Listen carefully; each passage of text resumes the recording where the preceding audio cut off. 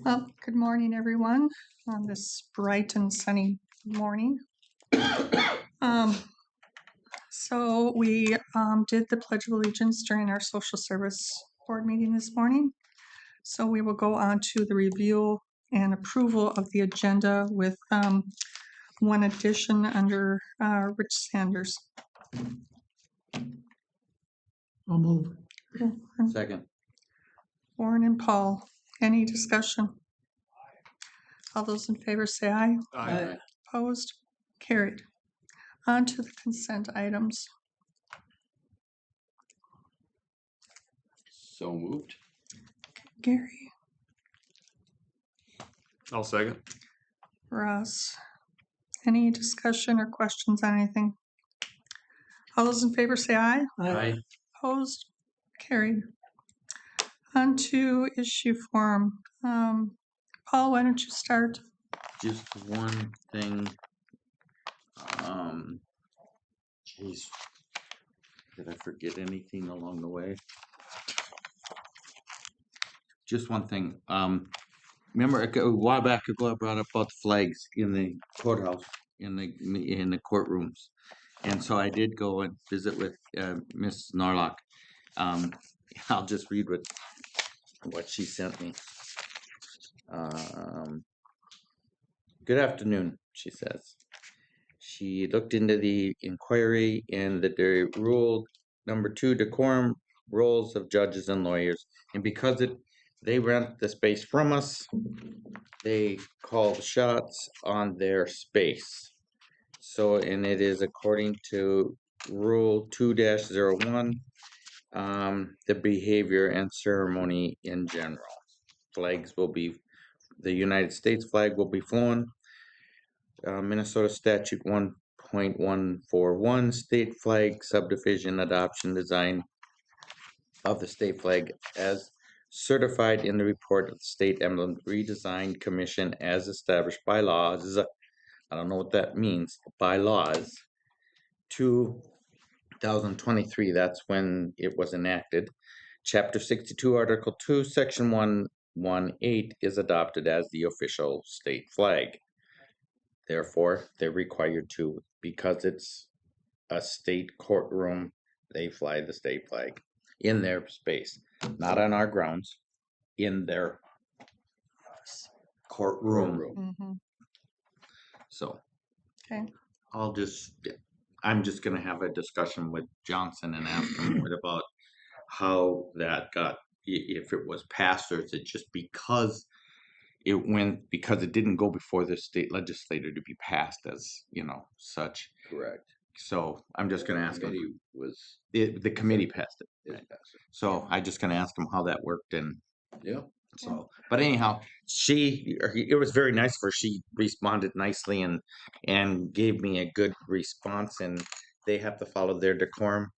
Fine. So that's why it's flying in their courtroom only, not outside of the courtroom. And it doesn't have to be, she did say, doesn't have to be visible if they're doing online like this. Which they do a lot. They do a lot. So you may not see the flag either or both On a Zoom. on the Zoom thing. There's your answer. My answer. Our answer. That's all I got. Interesting. Yep. Warren? Start with, there was some confusion in my district in the election having to do with City Ward 2. There was some people said that they never saw the commissioner race on the ballot and stuff. And the problem was basically they didn't turn it over. They didn't turn over the ballot. Oh my Side. goodness. Oh. So either they didn't listen when the instructions were given, or maybe there has to be more forceful message that turn the ballot over. But there weren't that many votes that were missed, so it probably didn't make a whole lot of difference, of course, in the outcome. But What was that number, Warren, that were missed? yeah, well, So there were 161 votes cast in Ward 2 for the commissioner race. There were 178 registered voters to receive ballots. Can't say that every one of those is missed because they could have chosen not to vote. True, so Yeah. that we would, 162 you said? 161 and 178. Eight, Would that so number 17 of them. would that number have changed? Was there any vote No. won or lost by? No. Okay. No, No, Not within 17. no, No. nothing even close. Okay. But I think the biggest problem there was people didn't listen when they were given I the actually ballot. saw something online about make sure you flip your ballot over or something. So so. But okay. like I say, maybe a little more forceful direction should be Mhm. given this next time around. And But the ballot will probably change because It will be much bigger. It will be Oh, too many, yes. it'll be more on the backside. and do we know? Can I ask who won the? There was 3 over there, right? Yes. Yeah. Who were the 2 that won the nomination in the primary? Do we know the names? Kurt Knudsen and Len Vanasek. Okay, good. I just didn't know. Mhm. Okay. It was canvassed last week. Yeah, I know. I didn't look. I'm just asking because of my ineptability. Okay, well, we had a corrections meeting on I could have looked. last Monday and I got a whole page full of notes here, so hang on. Oh, jeez. Well, We're on the time limit. Polk County had 60 clients, I call them. Norman County 11, Red Lake County 4, Monoman County had 22. They're not in our group, but they have that standing 30 prisoner contract. Anyway, on the per diems, there were 54 per diems. ICE had 7 prisoners, brought in $7,695. Department of Corrections had, they had 1 in jail and 3 on work release, brought in $9,675. The Marshal Service had 21 prisoners, brought in $64,505. And total per diem from the jail was $124,383. There were a total of 130 in jail. The average has been 125. In the juvenile center, the average was 2.87 on the secure side, 6.51 on the non-secure. Per diem income from that organization from the juvenile center was $66,835. Probation, there were 67 new cases, closed 79. In personal area, there was 1 new hire and 2 resignations. There may be only 1 open position. That has changed since. We're planning to open the Alpha unit. It's been closed now for several months on August 17th, which is this week, but that is in question because we've had 2 resignations after the meeting. One of them was a sergeant who, judging by the email or message, was probably not too happy with that decision to open Alpha, so he has resigned. And another one was somebody who left because of some health release issues within the family. Transition program brought in $44,478. And they're starting to, start wearing body work cameras in October. Be 10 of them at that point. They're in training for that house has to, all that has to be done. The juvenile per diems was $75. I'm following my notes here very well. 49% increase in employee insurance, health insurance. So that's scary. a real problem there. And financial report after the second quarter, the revenues were at 50% and expenses at 50%. That's enough on that one. And this is there was a group of 5, city and rural residents who went before the Grand Forks mayor, Bochensky, Brandon Mochensky, just a coffee session in there promoting the idea of a Merrifield Bridge. That's the one that's about 5 miles south of town. And Mochensky was really supportive and said he's going to be promoting it to the Grand Forks City Council.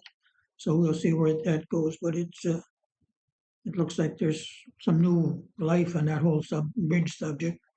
For a bridge to be built, the first thing that would have to happen would be on and off ramps at the interchange, at the Merrifield interchange on I-29. And that would have to come from some federal and state money. So we'll see what happens on that.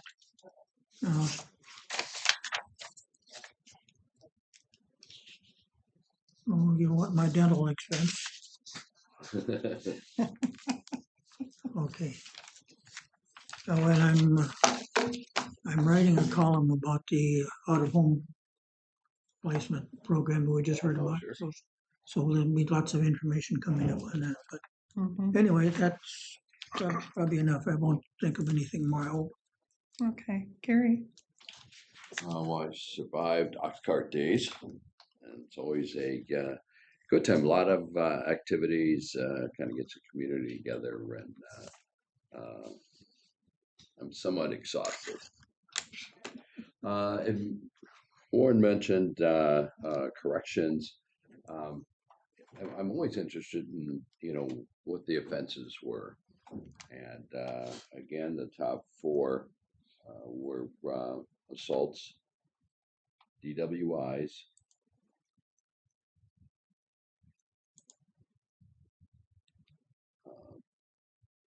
parole violations.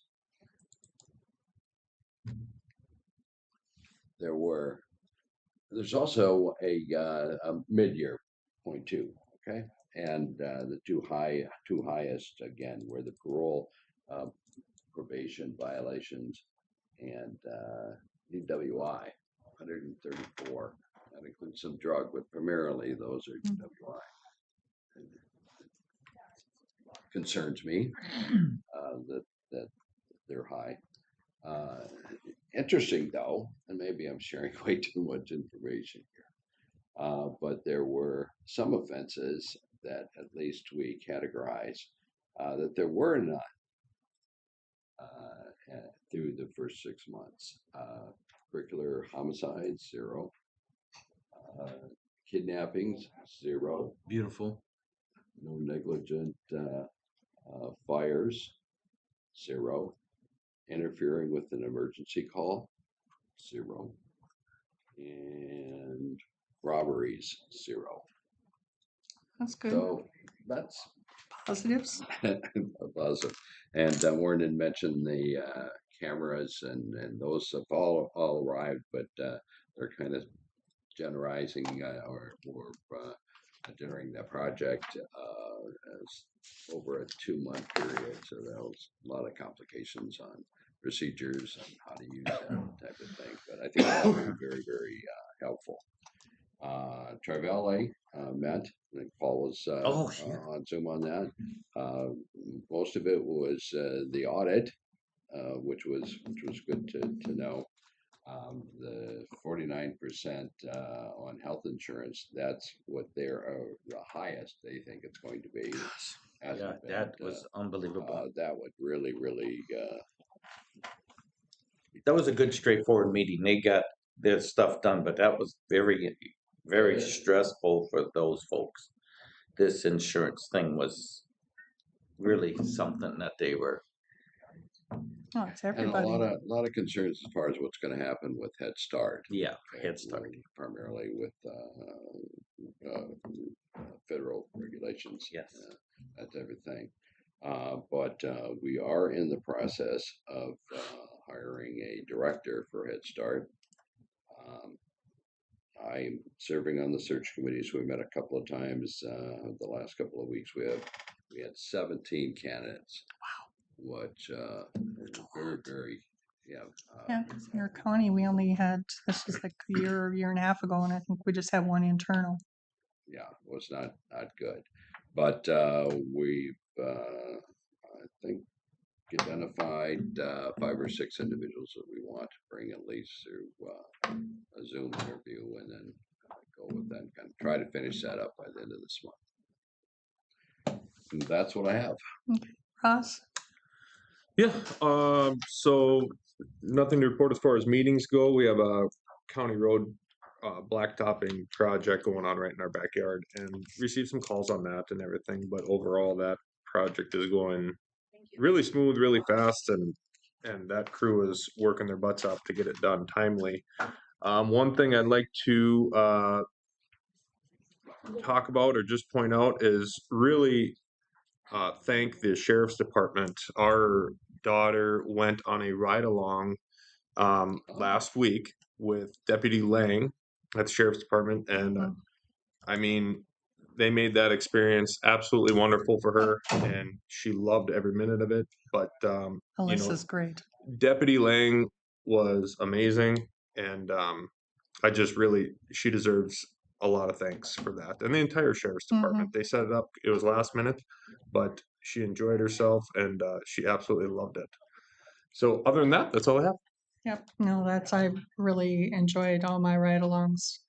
And you know what, there's a lot to that job, and just their ability to interact with the public is just amazing. And we have such a good group that gets along so well. Um, it's they they enjoy life is kind of. For me, I did my monthly radio program, and then I had two math meetings. One was on the workforce, and it gets frustrating because there's all this talk about with MAFBA, with the active efforts, the resources, that it's going to be a huge ask on workforce. And, a lot of departments they're short of workforce now. And then here we're going to put all this onto them, and there's going to be burnout. There's going to be, and then what, where do we go from there? And so the state, they had a um, consulting firm, kind of do listening sessions throughout the state with, different county departments and employees and stuff. And that, the workforce was one of the top issues that, departments are thinking is going to be coming forward.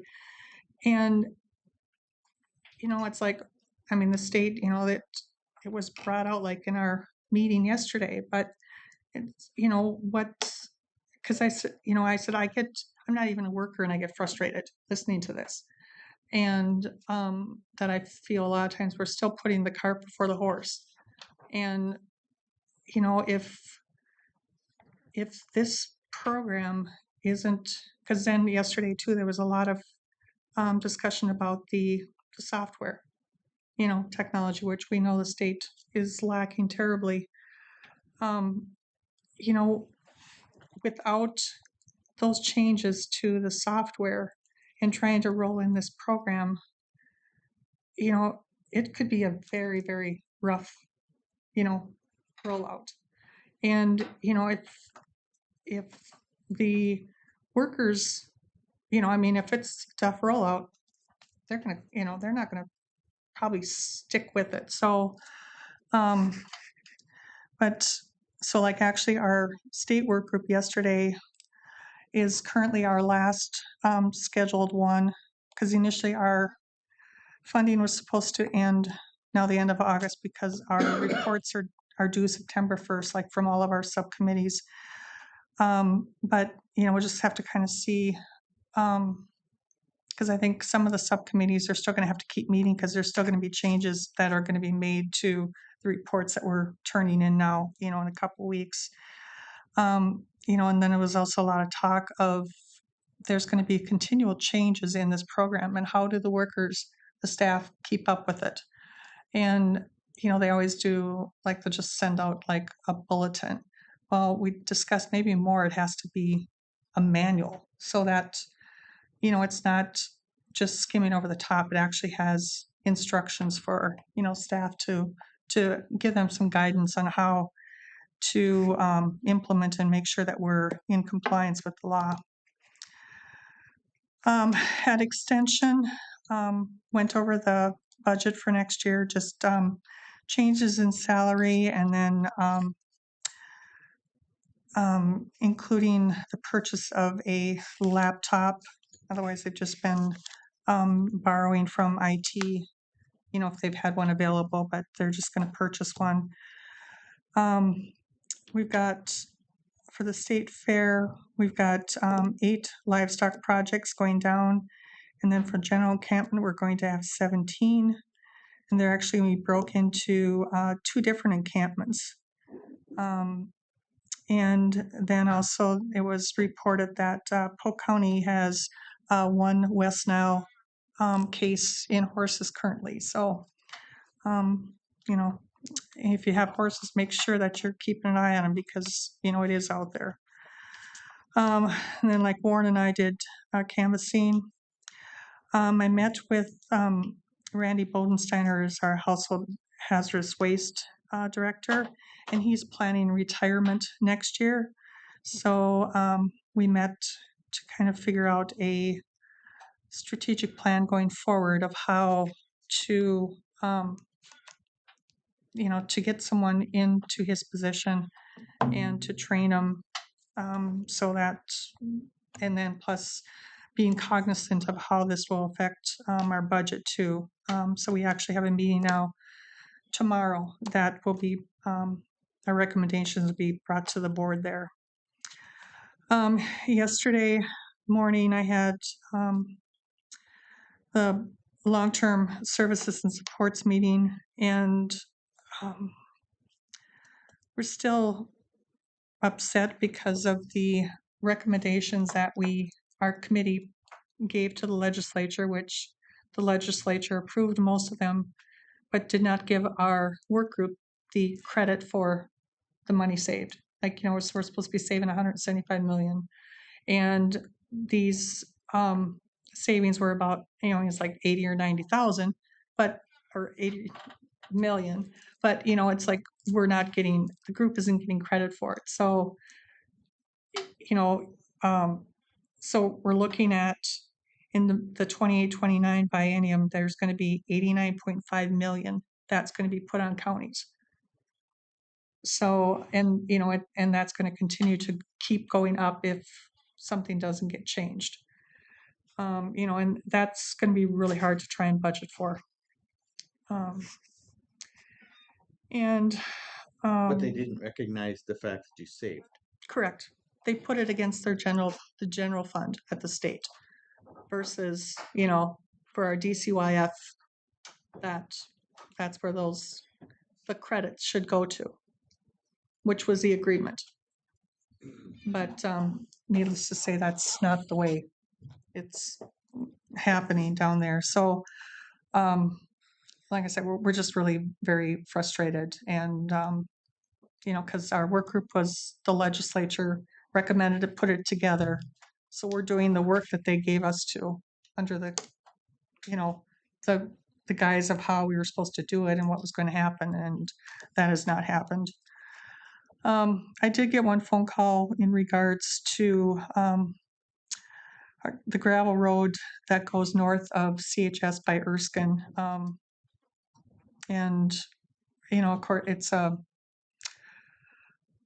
with the lack of moisture, it's rough. There's washboard, but, because of the surface of it, that grading does not do anything. So hopefully that maybe, like I know we got a shower yesterday at our place, that maybe they got some there that then the grader can go and work on that, and hopefully, but the problem is that, they go use that road instead of going the highway to hit the scale. So, and that one is scheduled for tarring Rich Spot in 29. So, okay, anything anybody forgot? Okay, so Sarah, Good morning. good morning. Is there a mouse? No, the cat Or got it. or you can, Give you the mouse. Okay. I'm going to need to take it, but I'm not gonna bring it back. Okay. I'll do that. I'll give it back to you in just a minute here. I mostly want to just make sure you see all of this. Okay, very good. Here we go. Okay. So I'm so excited to be here. This is like my favorite topic to present every year. We're doing our youth advisory board appointment a little earlier this year than in the past because we're hoping to capitalize on their involvement throughout the whole school year. And so we're really excited. We've had our youth advisory board since 2018. We have representatives from all of the public high schools in Polk County as well as Sacred Heart. And this is a great opportunity for young people in our county to be involved in governmental public health, to learn about government and how government works, as well as to build their leadership skills.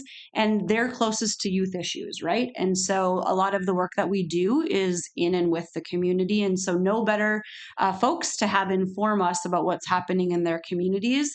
And they are so knowledgeable and provide us with great insights. And so we just think it's a delight that they can join us on a somewhat regular basis to inform us on all sorts of different things that we do in the community and with the community. So before you can see this slate of new members. We have some of our new members that were able to join us today. So after we do the appointment, we'll do a presentation of those that were able to be here today. And then you can also see the slate of returning members. So we typically have 2 to 3 students from each school district, and then grades 10 through 12 is how it typically plays out. And so this is the slate of members that I am recommending for this school year, and specifically those that are new members to make that official appointment for them to represent their schools and communities. So looking for a motion to appoint these students as youth advisory board members. So, well, Paul, Second. seconded by Warren. Any discussion? All those in favor, say aye. Aye. Opposed? Carried. Fabulous. Congratulations. Wonderful. Yay. Hop, hop. And then we would like to do a presentation of the student members that were able to join us today and then do a quick picture if you don't mind. absolutely. Okay, very good. Do you want to offer them the Oh, sure. certificates? Okay, that'd be great. So first is Bryn Volstead from Fertile Beltrami. And you can just stand right over there.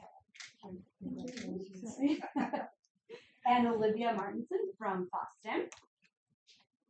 Congratulations. And Griffin Rogan from Fertile Beltrami. And the other new members that are not able to be here are Dustin Carl from Climax Shelley, Peyton Hoffman from Climax Shelley, Alexis, her last name, Illies. Illies. I say that wrong every time I have to pause and look at it. Alexis Illies from Boston. And the other 3 are with us today. So thank you so much for appointing them. We will look forward to our time together. And with that, if the 3 of you want to swing around here, we'll do a quick photo. Taylor, you want to be in the photo? All right. Cody, you want to be in the photo? All of Okay. Now. Right in between. Yeah. I here. All right. Oh, yeah. Yes, I'm here. Oh, gosh.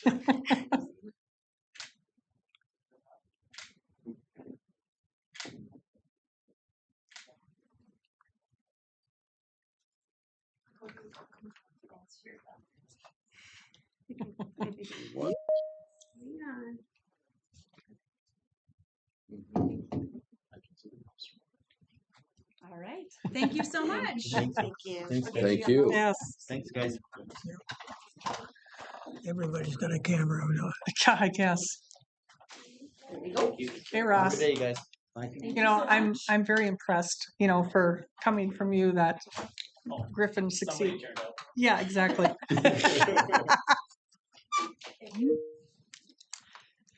Okay.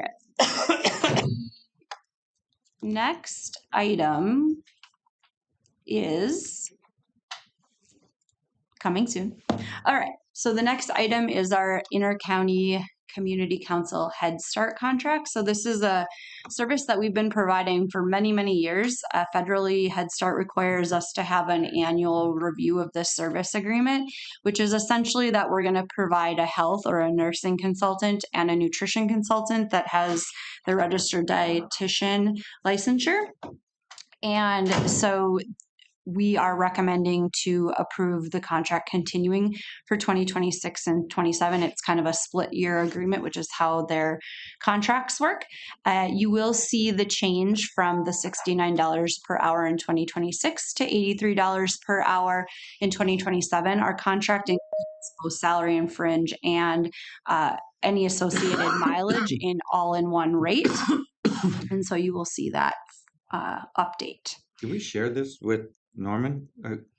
So the contract is with Polk County, and then we had a short period of time where we didn't have an RD on staff. So we used our shared services agreement so that the RD from Norman Minoman at the time could provide that service. We now have an RD back on staff, so then it's provided directly through Polk. Okay. Yep, good question. So just looking for approval. It's about 50 hours a year. It's nothing crazy, but it is a really good partnership and connects us with families in East Polk. So it's a great opportunity and partnership. So I would request to approve. Move. Paul, I'll second. Ross, any discussion? All those in favor say aye. Aye. Opposed? Carried. All right, the second one, Cody, do you want to come up and bring a chair? All right, so the second and third one, the first one is around oral health. So we have previously had a partnership with Blue Cross Blue Shield for them to provide funding for a dental coordinator for our region to increase access to preventative care specifically. And that funding has ended. However, we've been approached by the Minnesota Oral Health Coalition, and they have seen the value of the services that we provide and the other regional dental coordinators. And so they would like to partner with us to provide $15,000 for our dental innovation coordinator. This is for a 3-month time frame with the potential to continue on if they're able to receive other funding. So it's basically salary, fringe, and mileage. This position is hosted at Polk County Public Health, but it does serve our Northwest region.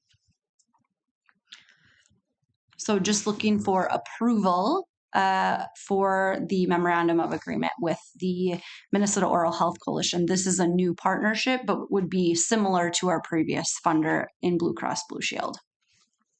Okay, so looking for a So motion. moved. Second. Okay, so Gary and Paul. Any discussion? All those in favor say aye. Aye. Opposed? Carried. That's the MOA right there. All right, let's see here. Okay, this is a new funding opportunity.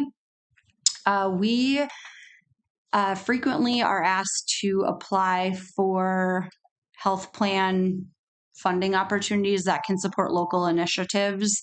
One example that we previously did was having life jackets at the lake, for example. So they're like very pointed, specific initiatives, and they're typically around $5,000, give or take.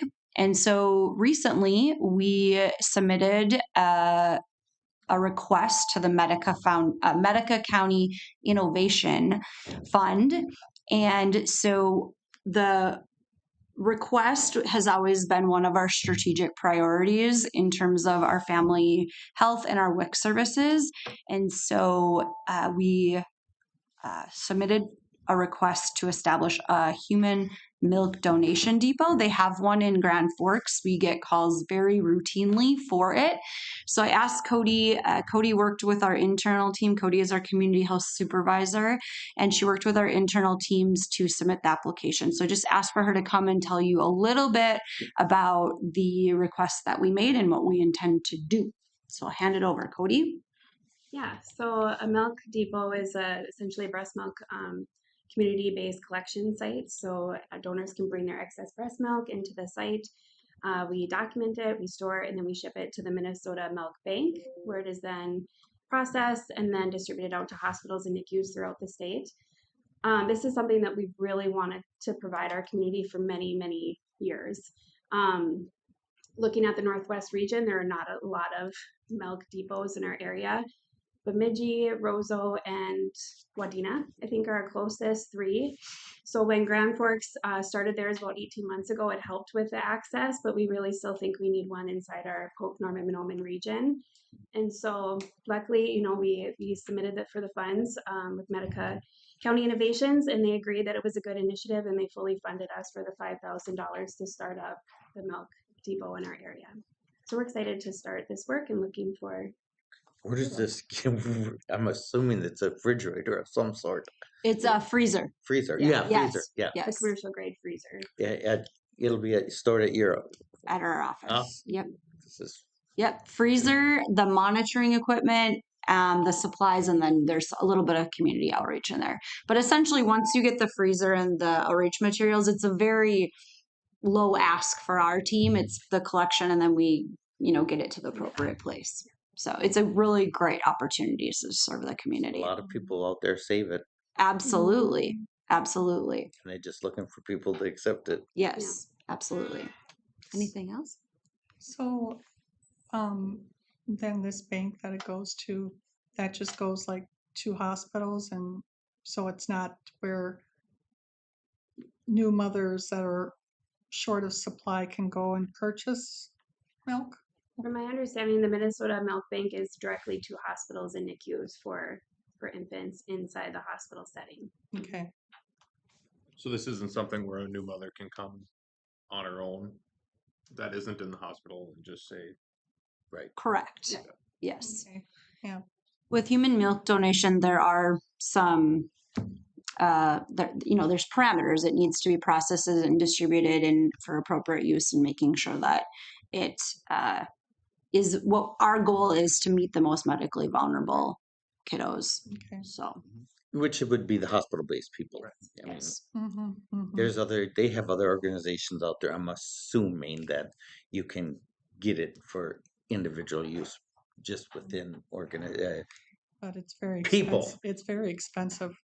some people donate it to each other. Yeah. Oh, yeah. Yeah, there's sort of informal networks Yes, and communities. that's what I'm Mhm. talking about. Yeah. Yes. Yeah. We also have our breastfeeding coalition. We have a mother support group, and we have certified lactation consultants and an international board certified lactation consultant. So we have a variety of ways to support people on their journey for whatever makes sense for them.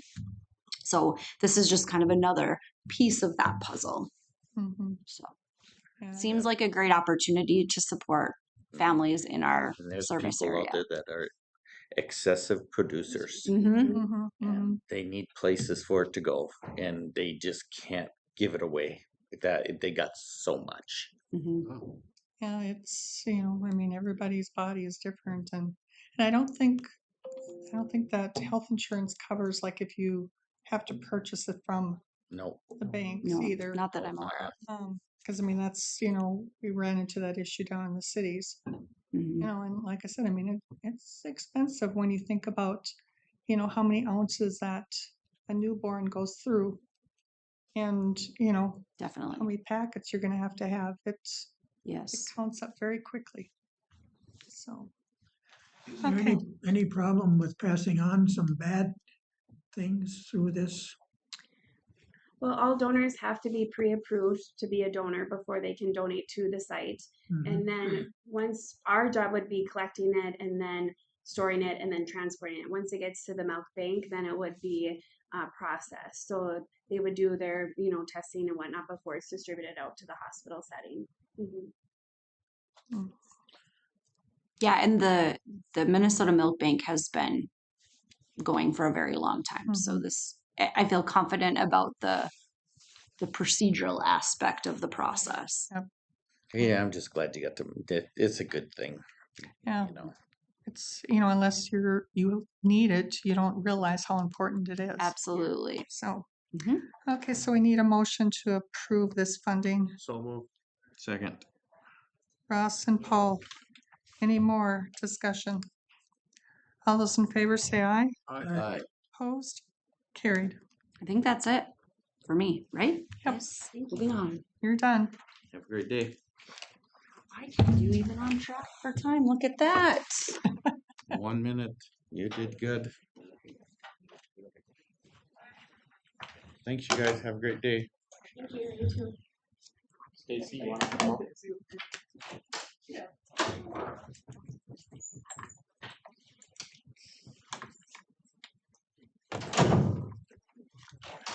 Annette, can you say a few things?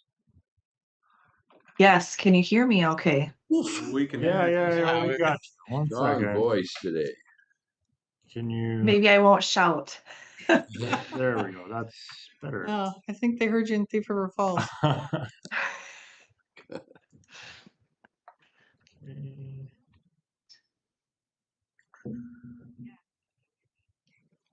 One second. Gotta get you on.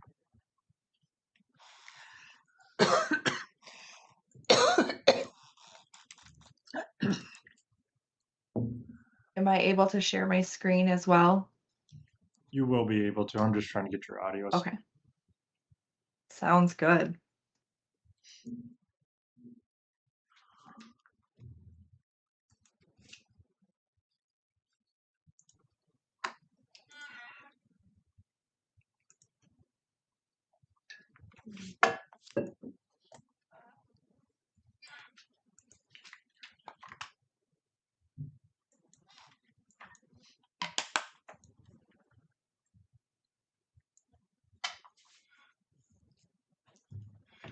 Just want to make sure.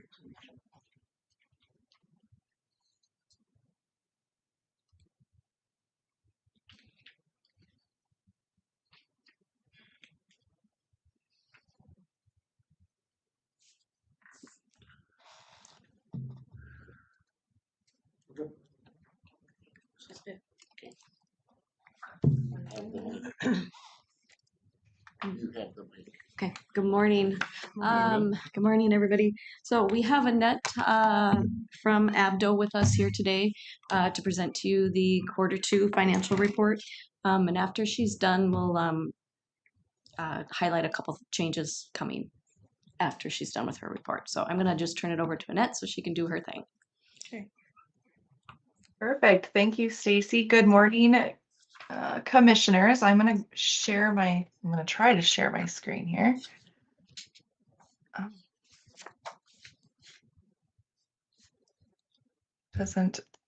don't know if I'm allowed to share. Otherwise, we can. You should be able to share. I'm not in. We can see the report in the packet. Okay. Okay. If you We want can. say Yeah, I can just walk through that way. I'm not sure why it won't let me choose a screen. Okay. I have All right. I've got the packet up. Can they see it? Yeah. Okay. All right, we will go ahead and start on it is page 3 of the report, which is the county's cash balances. So as you can see here, the checking, investments, and savings, it breaks out the amount that the county has as of June 30th, 2026, and it's comparing it to year end of 2025, just to show the increase or decrease. So there was about a 5% or $5 million decrease from the beginning of the year, which is consistent with prior years. And this has to do mainly with funding as to the timing that the county receives it, such as the county program aid, which is received in July. So we can start to see that slowly come up here in the upcoming months. One thing I want to highlight on this page is when you're comparing the year-end balances between the checking, investments, and savings, as you can see, there is a dramatic change in how the county's portfolio is presented here. So the finance director is doing a great job as to diversifying the portfolio and getting a lot more of the county's funds in investments and savings to really maximize the return on the investments. And we'll be able to see that at the later on in the report as well. So if we scroll through, we will have the benchmark perspective rate of returns for the treasury yields, just informational only. We won't spend any time talking about those. We'll go right into the statement of revenues and expenditures on page 5. So what this report is showing us is the overall budget is the first column for the entire year for 2026. And then what we're doing is we're allocating the budget through June of 2026. So we're just looking at half of the allotted budget. The third column is showing the actual through June. And then the variance is simply taking the 50% of the budget versus the actual for June. So what you can see is there are what we call comments. So the little numbers that are to the right of the variance favorable column. So anything that is over or under or is greater than 50,000, and then the percentage, which is that final column, if it's less than 80% of the budget or greater than 120, what we do is we issue a comment to explain why there is that variance. So the first 3 items you can see on there for comments have to do with taxes, penalties, and intergovernmental. So this is a timing variance, and we'll have quite a few comments that are due to timing. Property taxes and county program aid are received in July and December. So when we're just comparing the 50% budget, property taxes are not collected as promptly as what the budget is being allocated there. So that would be the first 3 comments there. The second comment has to do with charges for services, and this is the revenue. So these are the assessment fees received in March, and then some higher than usual recorder's fees. So the county collected more in revenue than what the budget is showing. We are expecting this to level out throughout the year as well when the budget is allocated in later months. The third comment there, as you can see, has to do with rent and leases. This has to do once again with a timing different for rent payment. And we're expecting that to level off. So if the entire year's worth of rent was collected in the first half, the budget we're only seeing that first 50%. Comment number 4 has to do with just the miscellaneous. The main driver of this variance has to do with the investment income. So since we have changed how the month-end process occurs for the county, the investment income allocation methodology has changed. The income is now being allocated out based on a weighted average across all funds. And this report is just showing you the general fund. So as we can see, this should dissipate throughout the year as the county receives more, but future years' budgets will take into account how this accounting change occurred. Any questions on the revenues before we move into the expenditures? Hearing none, we will go into the expenditures. The first column or the first comment here has to do with the county administrator department. There are professional services that have been charged to the department that were not budgeted. These are being covered by reserves. This comment number 6 for the insurance. The board established a new fund to account for insurance premiums. So as a result, the activity will no longer be reported in the general fund. So this change became effective in the second quarter.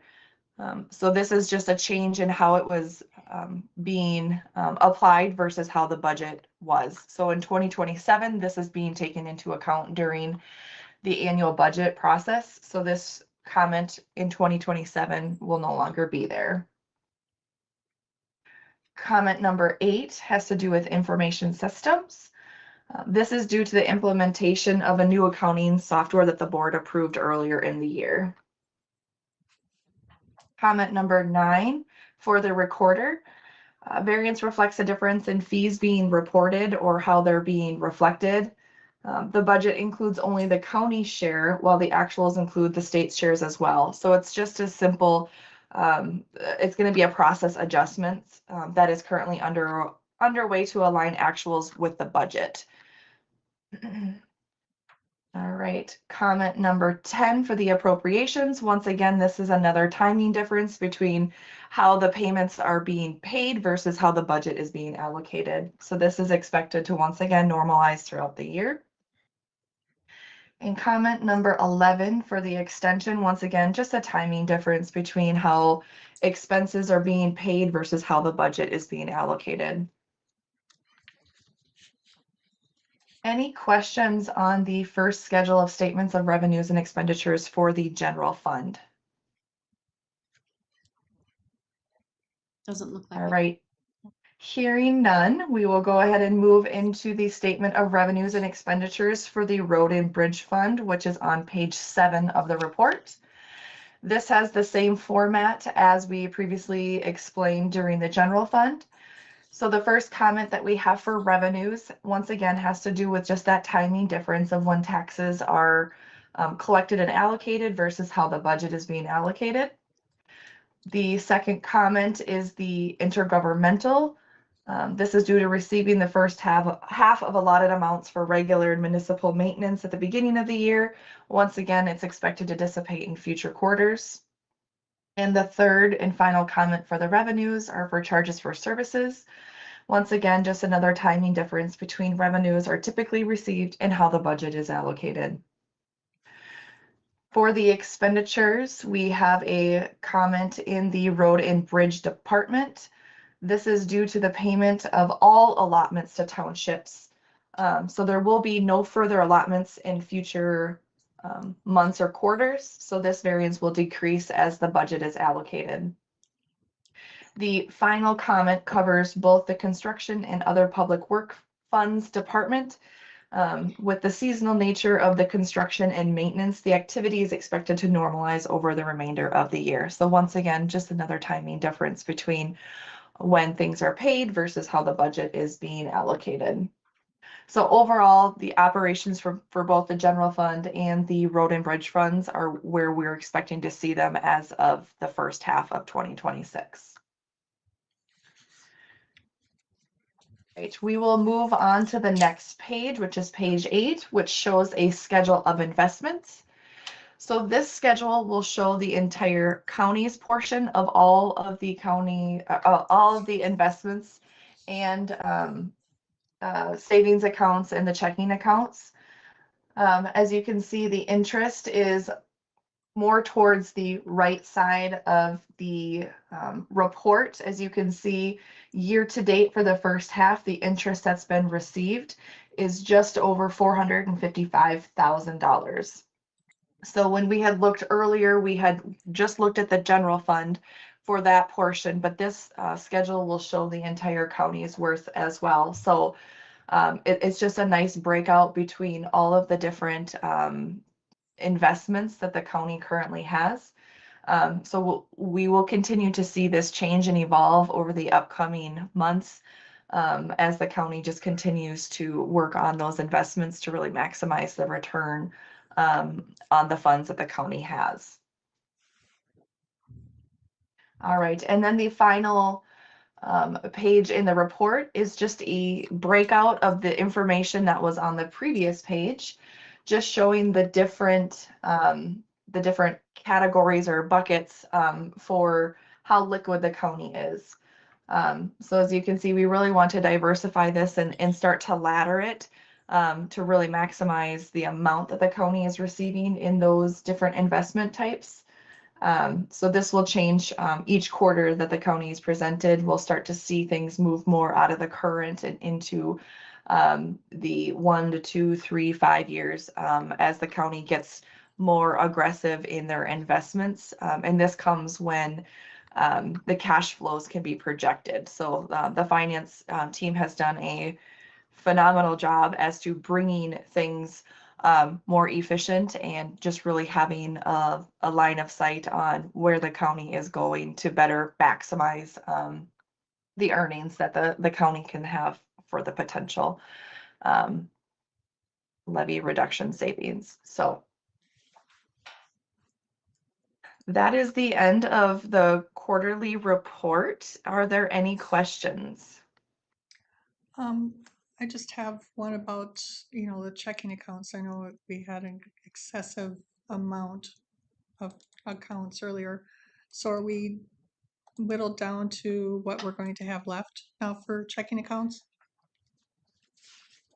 For the majority of it, there may be a couple that will still be closed that are still in the works, maybe 2 or 3 less, as the county continues to work on cleaning those up, as it sometimes takes time with the checking account if there are outstanding checks in order to see if they clear, or if the county has to reissue those. So there may be maybe 2 or 3 additional ones over the next couple of months that will be closed. But for the most part, most of the work has been completed. That is a great question, and thanks for bringing that up. Well, you've done a lot of work on that. Yeah. Okay, we do want to thank Annette for her time. This will be Annette's last time presenting the report to you. We will be taking over the report from here, which is going to be a big change, but Irene will be kind of tasked with that. She's becoming the resident guru in investments and managing the money.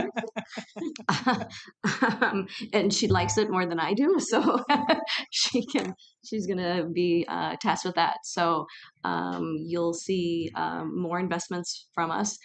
We are being overly cautious, I believe, is what our investment advisor is saying. We need to invest more.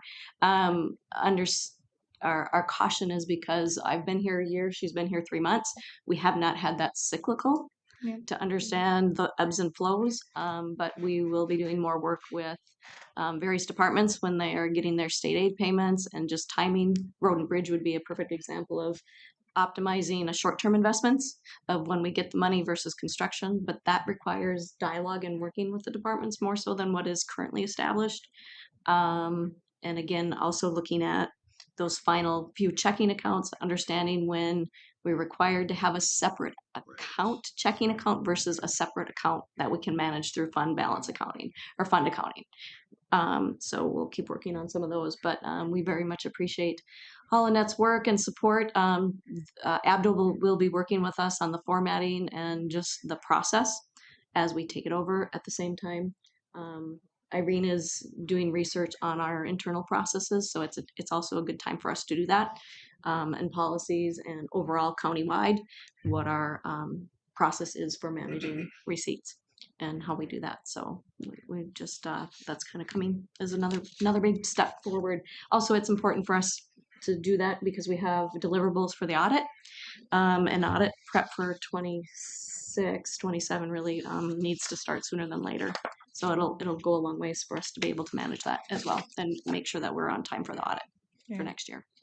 I'm just thinking of where we were a year compared to where we are now. It's just huge. Yeah, and I mean, Annette, you have done a wonderful job. Without your support and knowledge, we'd still be swimming without a paddle. It just has been really good, and I'm excited for these changes going forward, because I mean, I always knew we could do things a lot better than we were doing. Yeah, we need to recognize that we've made progress, because I tend to forget and get focused on the hill, the cliff. But yes, we have made progress. I'm hoping we start making exponential progress so that it's recognizable. But the investments earning is big. That's coming back to the county. Yep. And that really is going to support us going forward. So I'm excited about that. Are we reinvesting the gains, or are the the interest gains, or are they taken out and used in the county, or are we just taking those gains and reinvesting them into these accounts? Do you want to answer kind of how it's also a timing of when we get the interest? some are paid monthly, quarterly, and some are not paid until the at the end of the investment's life. So I think I'll let Annette kind of talk about how that process works right now. Yeah, absolutely. Great question. So for some of the investments, such as CDs, the county will hold on to those until the CDs become mature. And at that time, it can be reinvested. Some of those other security types, they typically will, once they're earned each month, they will flow automatically into the money market account. And then at that time, county staff has the ability to reinvest them just because of how things are set up in there. So for the majority of it, they are reinvested in order to capture that and to compound that into future months. So it is available if the county needs to use them, but otherwise they are being reinvested each month that the county is looking at their portfolio. So Irene's working on what we call cash flow analysis, which is projecting our cash flow to make sure we don't put too much money away. So that's kind of part of what she's getting at, is that is part of that process of understanding that we've got some high-end expenses coming and we need the cash versus investing it without understanding that we need the cash.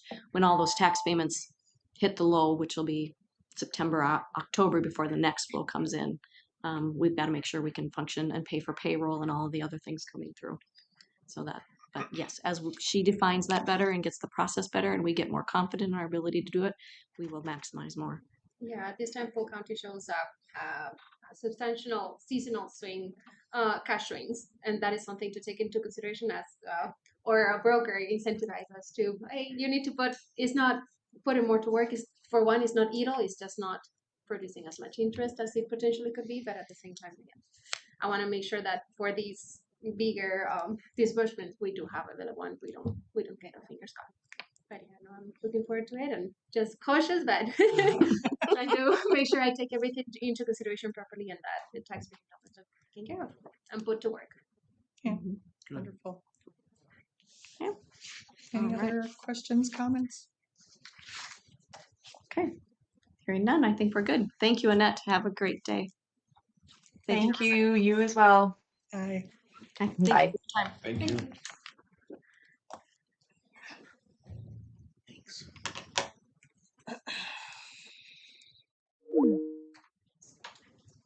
Okay, Richard.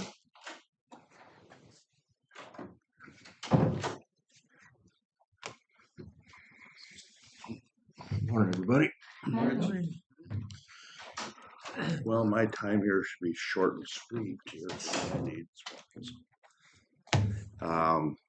As you can see, I have a resignation in my department here. Fellow is not from the area, is moving back home, which is very understandable. So I would just like to put a request out to replace this employee. I'll move. Second. Third.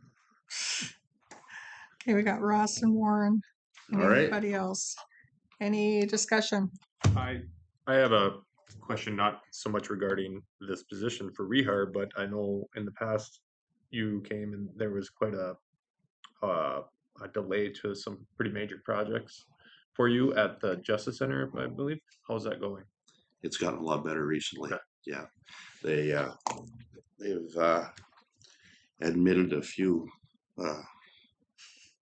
shortcomings, and so we're getting it wrapped up now, and they're eating the additional expense. Good.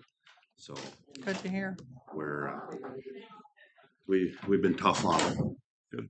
And but I think we're going to get to where we need to be here shortly. Actually, tentatively, I think in September 1. Okay. They had to order a few more pieces of equipment to get it. I know this is added stress, that unneeded stress for you. So. Well, yeah, that's what you pay me for. Yeah. Yeah. Well. Yeah. But yeah, it's coming to an end shortly, and it's looking like we'll be in good shape. Good. Here shortly. Okay. Any other discussion? All those in favor say aye. Aye. Opposed? Carried. Thank you. Have a good day. Have a good day. Can we bring chairs up? Certainly.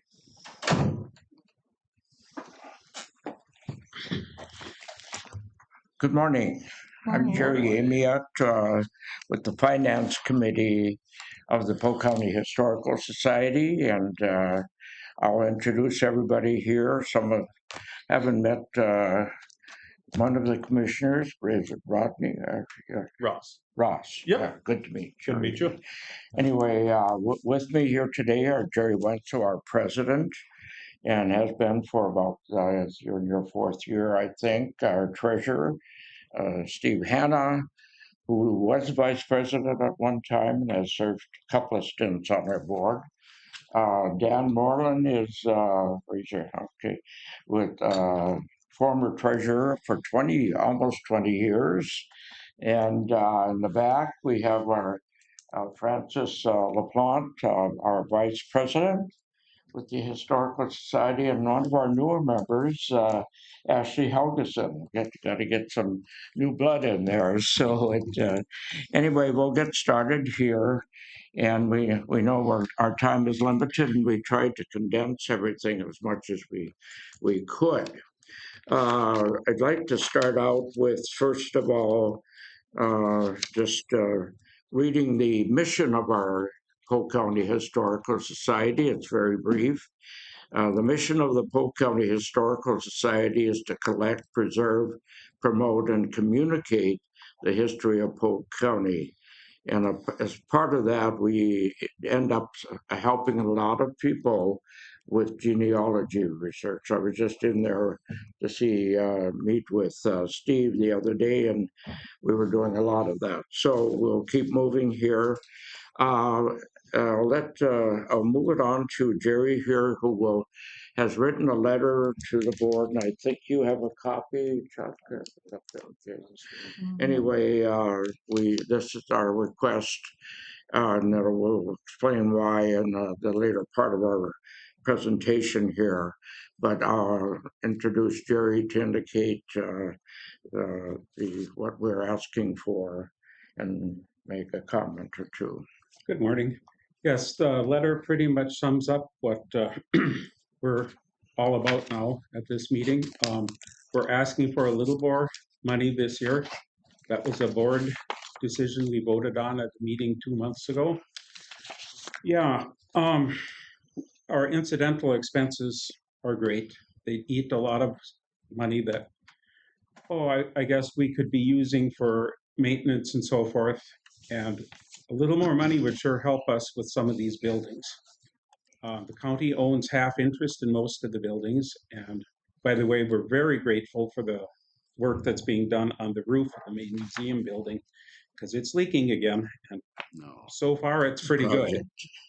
The guys have been out there quite a bit. Other than that, what I'd like to say is we represent all of Polk County. We get people from all over coming in. We cooperate well with the other museums and organizations in the county. I think that we are valuable to the county because Polk County is maybe a little short on tourist attractions. We get people coming from all over, very interesting people, and it's always fun to visit with them. We help out with genealogy. People will come in wanting to do research, maybe for a school paper or something. We can help out with that. I just feel that we add some cultural value to the county. That's pretty much what I have to say. Steve is our treasurer. He's really good at being a treasurer. I had the job before him, and I didn't like it, but he does a great job. I saved you, Jerry. He saved me, yeah. Yeah. So, go ahead, Steve. Actually, when we elected Jerry as president is when I said, okay, I'll take treasurer. That's how elections go there. Yeah. But I'll go into the next part here, oh, Steve. okay. Yeah. The next slide is simply a brochure that was developed about 12 years ago, 10, 12 years ago, and I have a copy I know it's up there, but I have a copy for each board member as well as Chuck here. And it kind of tells a story about what we do and so on, and information about contacting us. And so with that, the other slide that was up there briefly was simply, was that the previous one, Chuck? I just wanted to mention we have a 12-member board, as many of you on this board, county board, are aware of. And we recently lost one of our members, Dean Beacon, who we recruited back around 2013, was helping represent the eastern part of our county. And regarding the western part, we always figure Steve being 1 mile from the school district line for East Grand Forks, and I always call him the Mallory representative, so, and John Ross from Climax, and we have 2 on our board, 3 on our board with the Fisher address. So we try to represent the whole county. So with that, I think we'd move on to the financial part here. Okay. And Steve Hanna, our fine treasurer, will give something similar to what he did reported on at our annual meeting back in April. Okay, I've consolidated our very detailed monthly financial statements as of the year end December 2025, and just consolidated it into groupings and everything.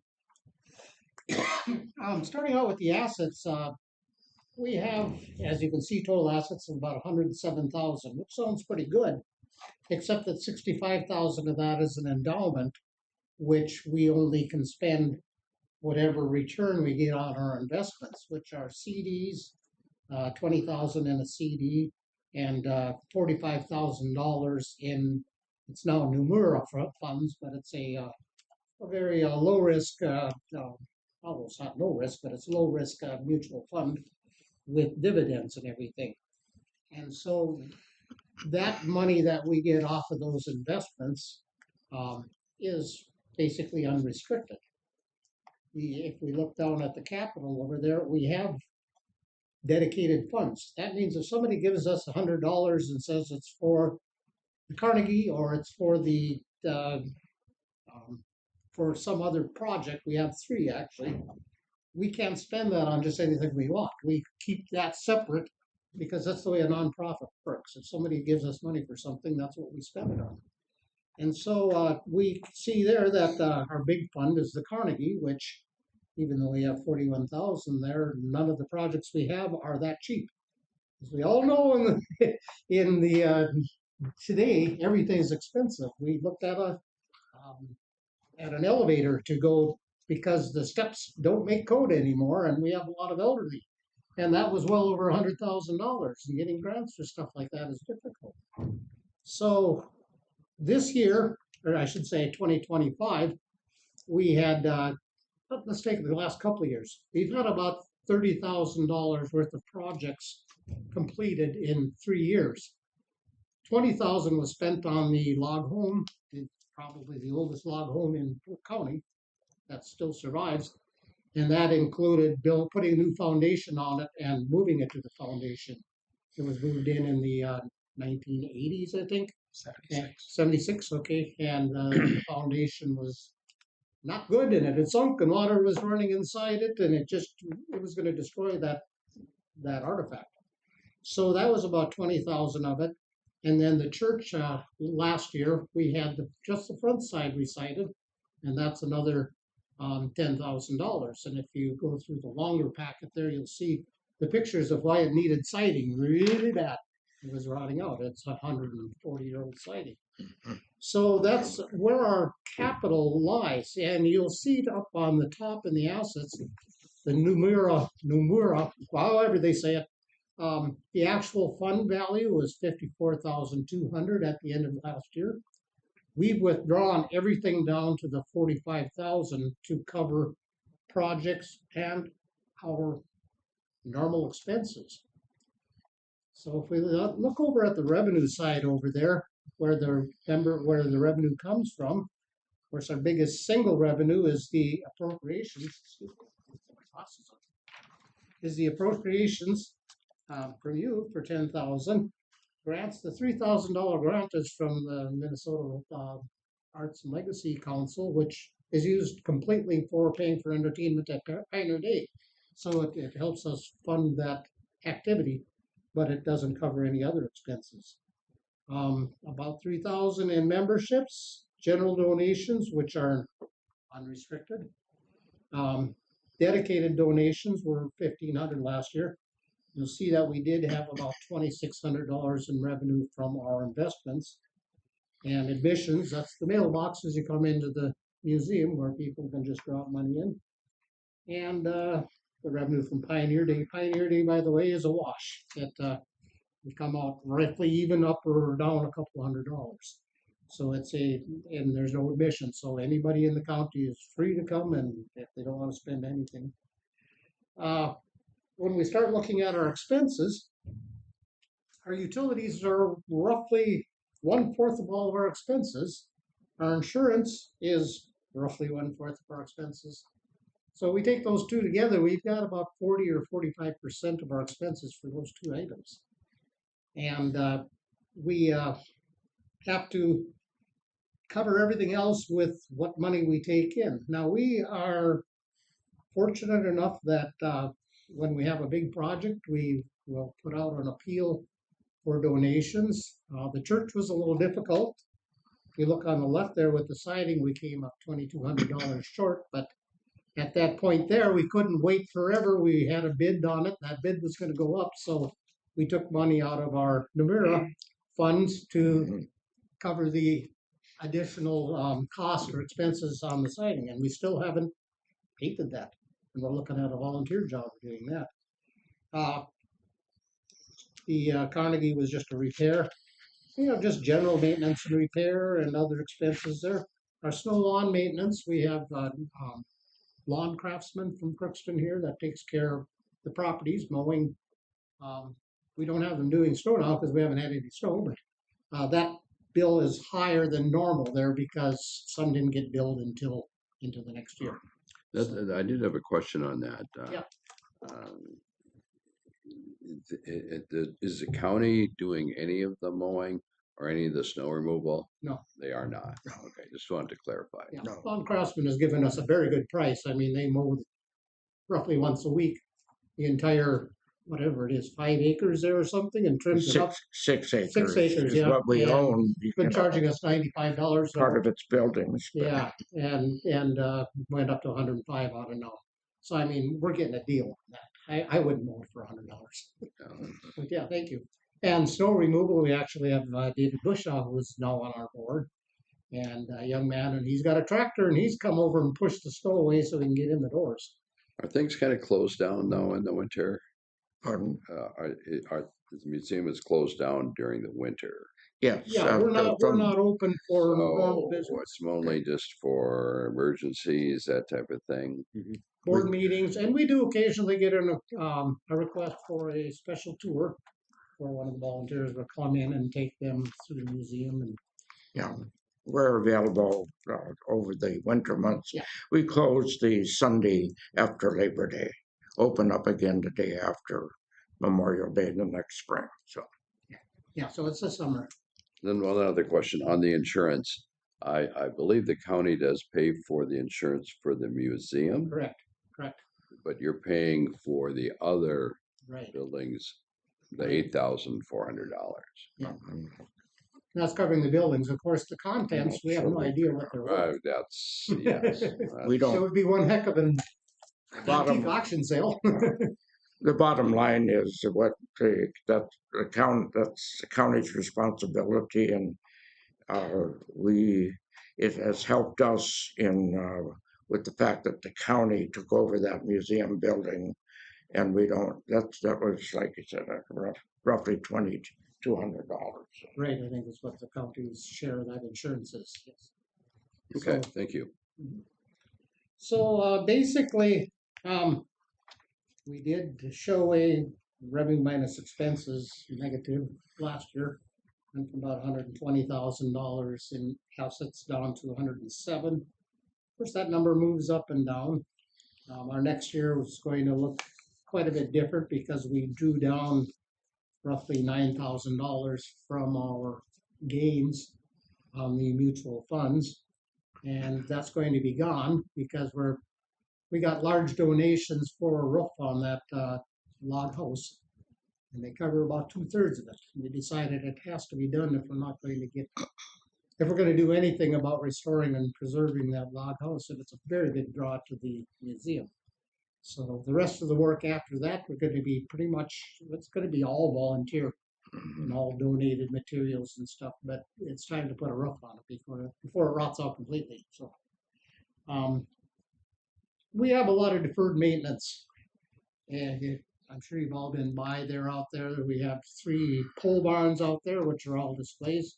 In all, if we took all of our roofs and put it together, there's about 25,000 square feet of displays, display area. Those pole barns, I believe, were all built back in the 1980s, probably, into the 1990s. Yeah, the last one, the Millennium Building, it was built in 2000 at the beginning of this. And that's in the best shape, the best condition.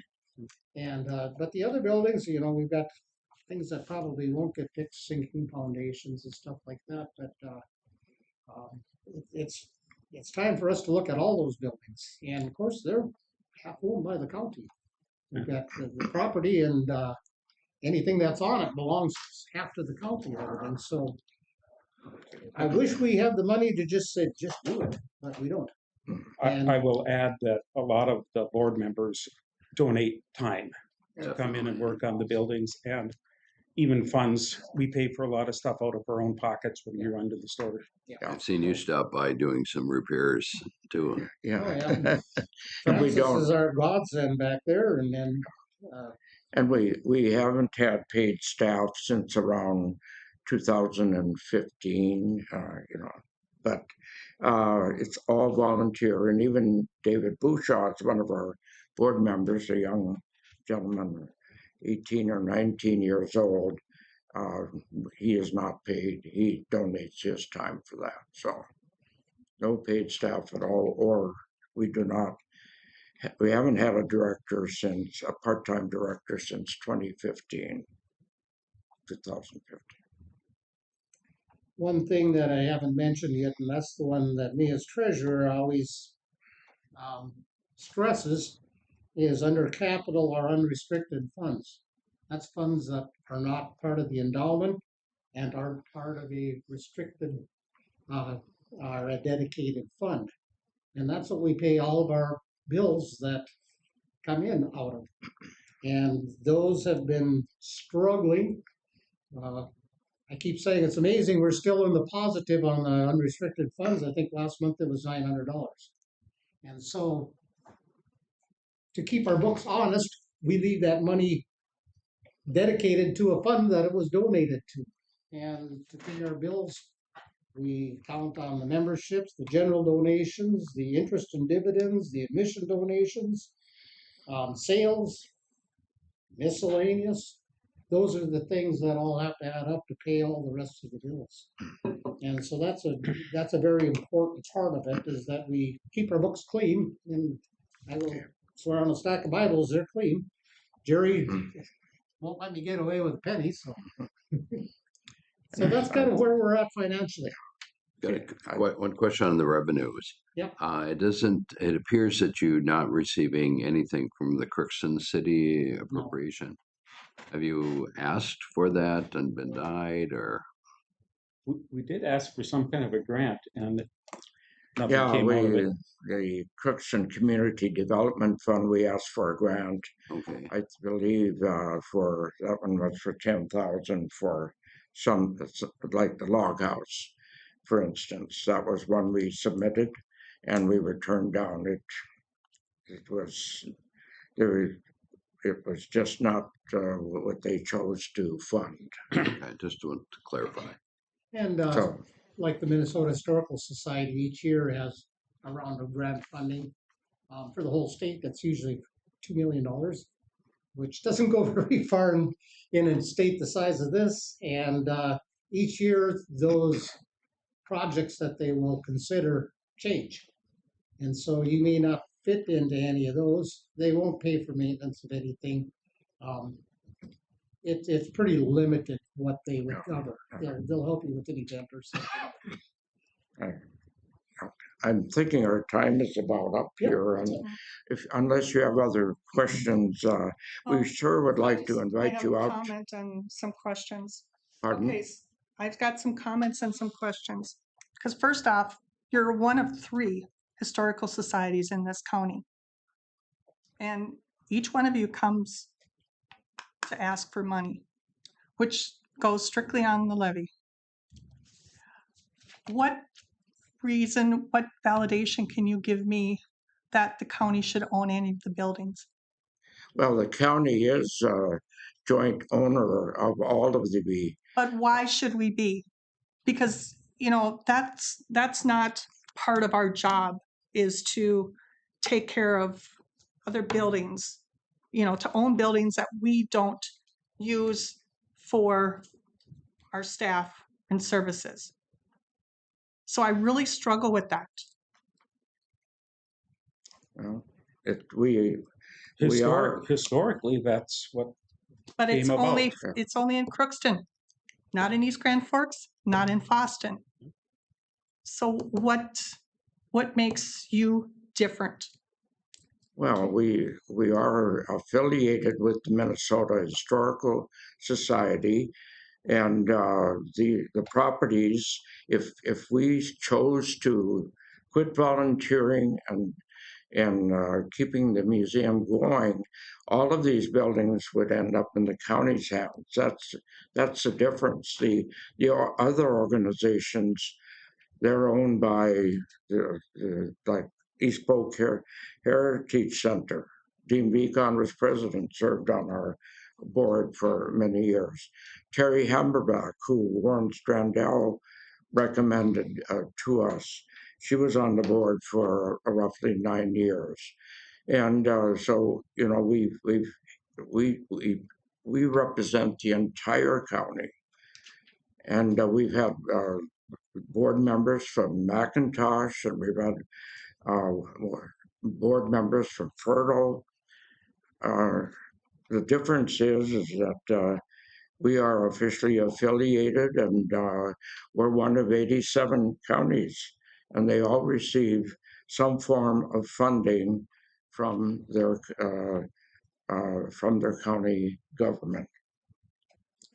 I think there are differences, and we are an official society, and that would be how I would explain. I think it is important that I don't know of any counties in Minnesota that don't have an official historical society, even though they have other historical organizations within the county. Those are not jointly owned by the county, are not necessarily funded by the county. It's really difficult to find data on all of the counties and how they fund their historical societies. I know it varies greatly. I was in southern Minnesota in, I can't remember the county, anyway, picking up an exhibit about 10 years ago.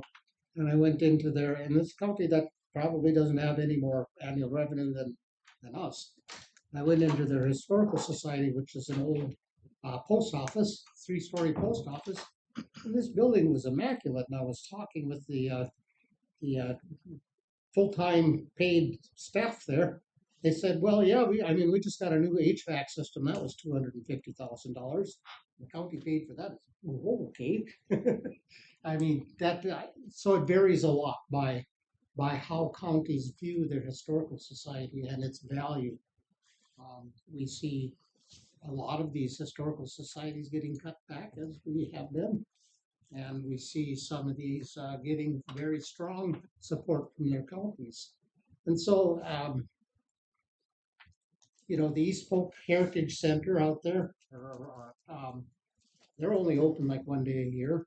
Heritage Village in East Grand Forks is open for a weekend and sometimes for special events, like Halloween or something like that.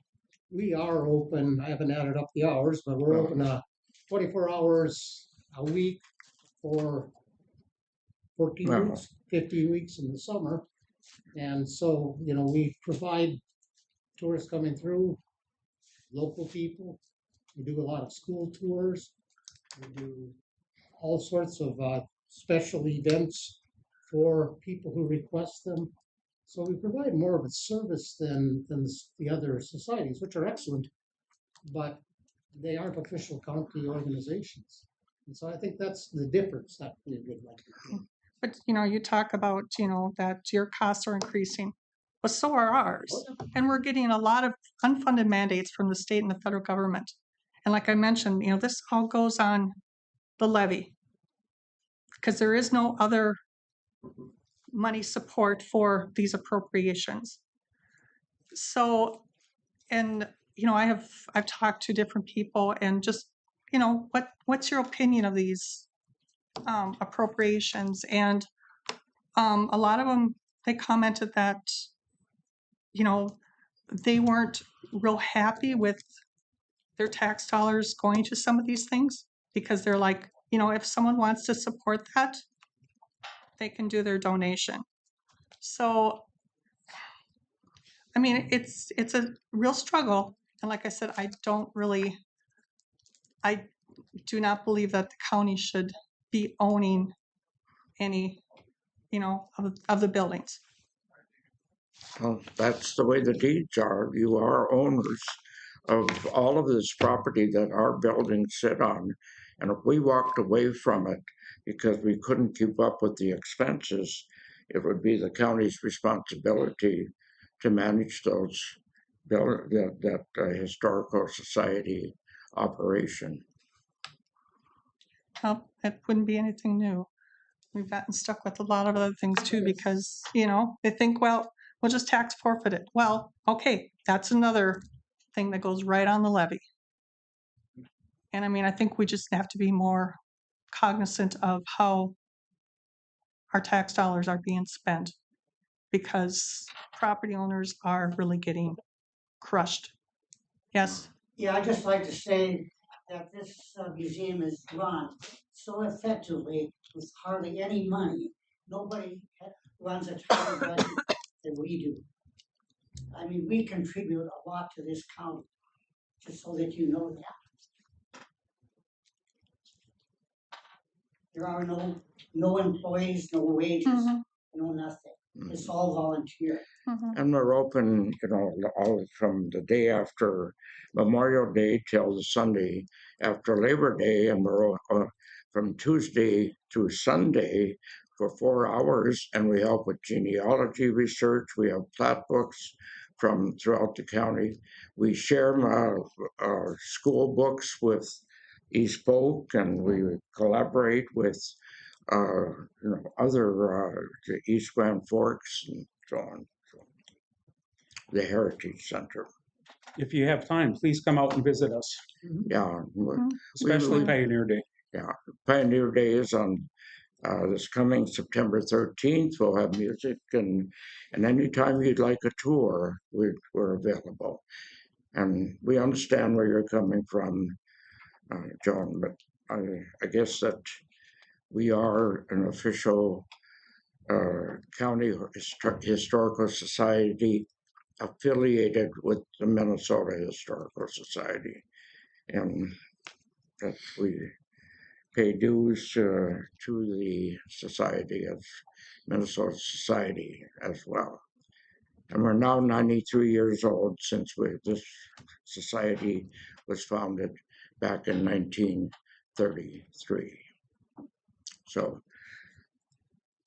any other comments, questions?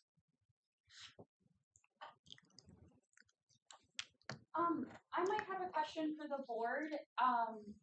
Is there anything that the county commissioners would like to see from our historical society?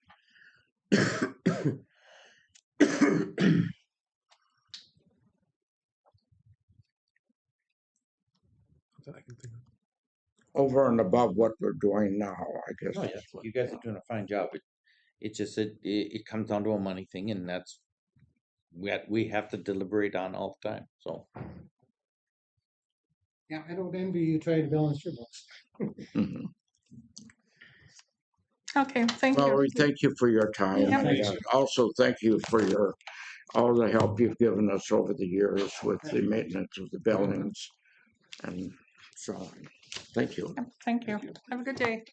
You too.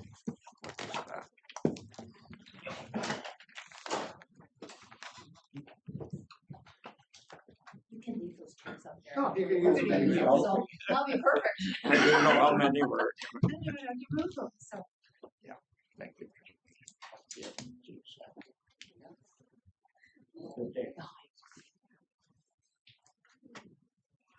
Yep. Okay. Yep, sorry, we're behind now, but Thank you so much.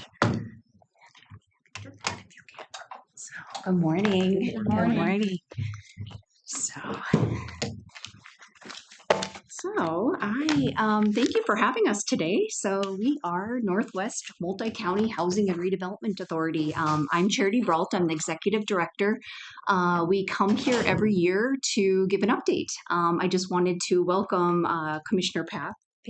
I have not met you yet, so it's nice to meet you. Along with me today, we have our chair of our board, Mark Finstead, and he has been over 16 years on our board, so we appreciate him a lot. Also, Heather, she has been with the Housing Authority over 17 years, so she's our numbers and keeps us in line, that's for sure. So I'm going to go through the packet here. I did share this. This is just kind of going overview of information that we have done in the past year and to date. So first is a letter to Commissioner Lee, just saying we're coming today to give an update of all of our programs that we do. And so next is a letter that we sent out to Chuck in May. In May, at our board, we extensively go over our levy that we levy in 6 counties in Northwest Minnesota, and that we do 25% of the allowed levy. So so that's that letter and the resolution, and that's payable in 27. So that was 26 payable in 27.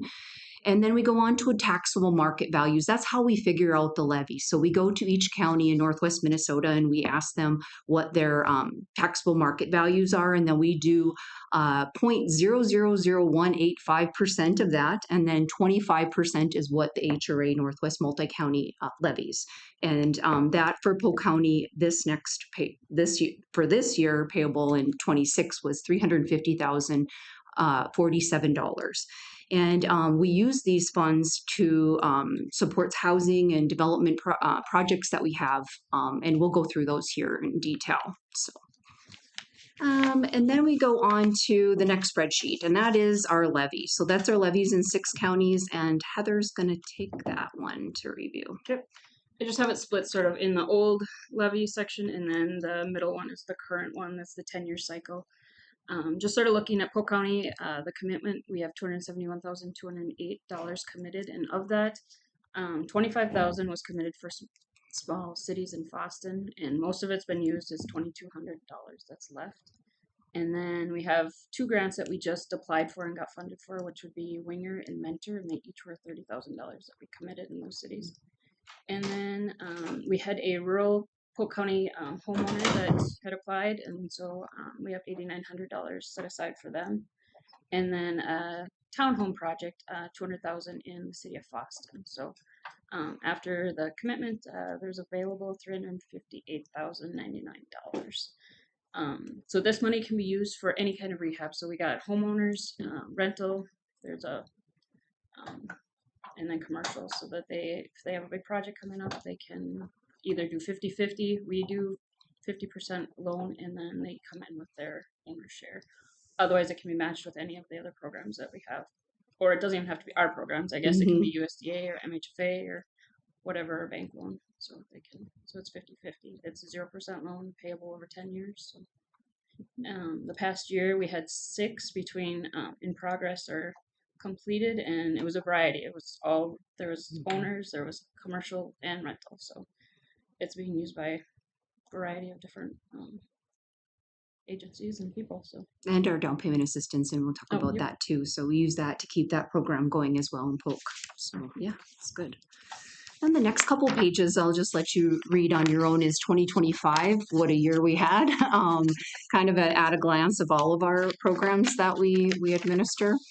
And then we go on to Polk County, levy in small cities. So I talked about, Heather talked about small cities and our commitments. So over the past years, we had, I believe it was over 165,000 that we supported in small cities with the levy.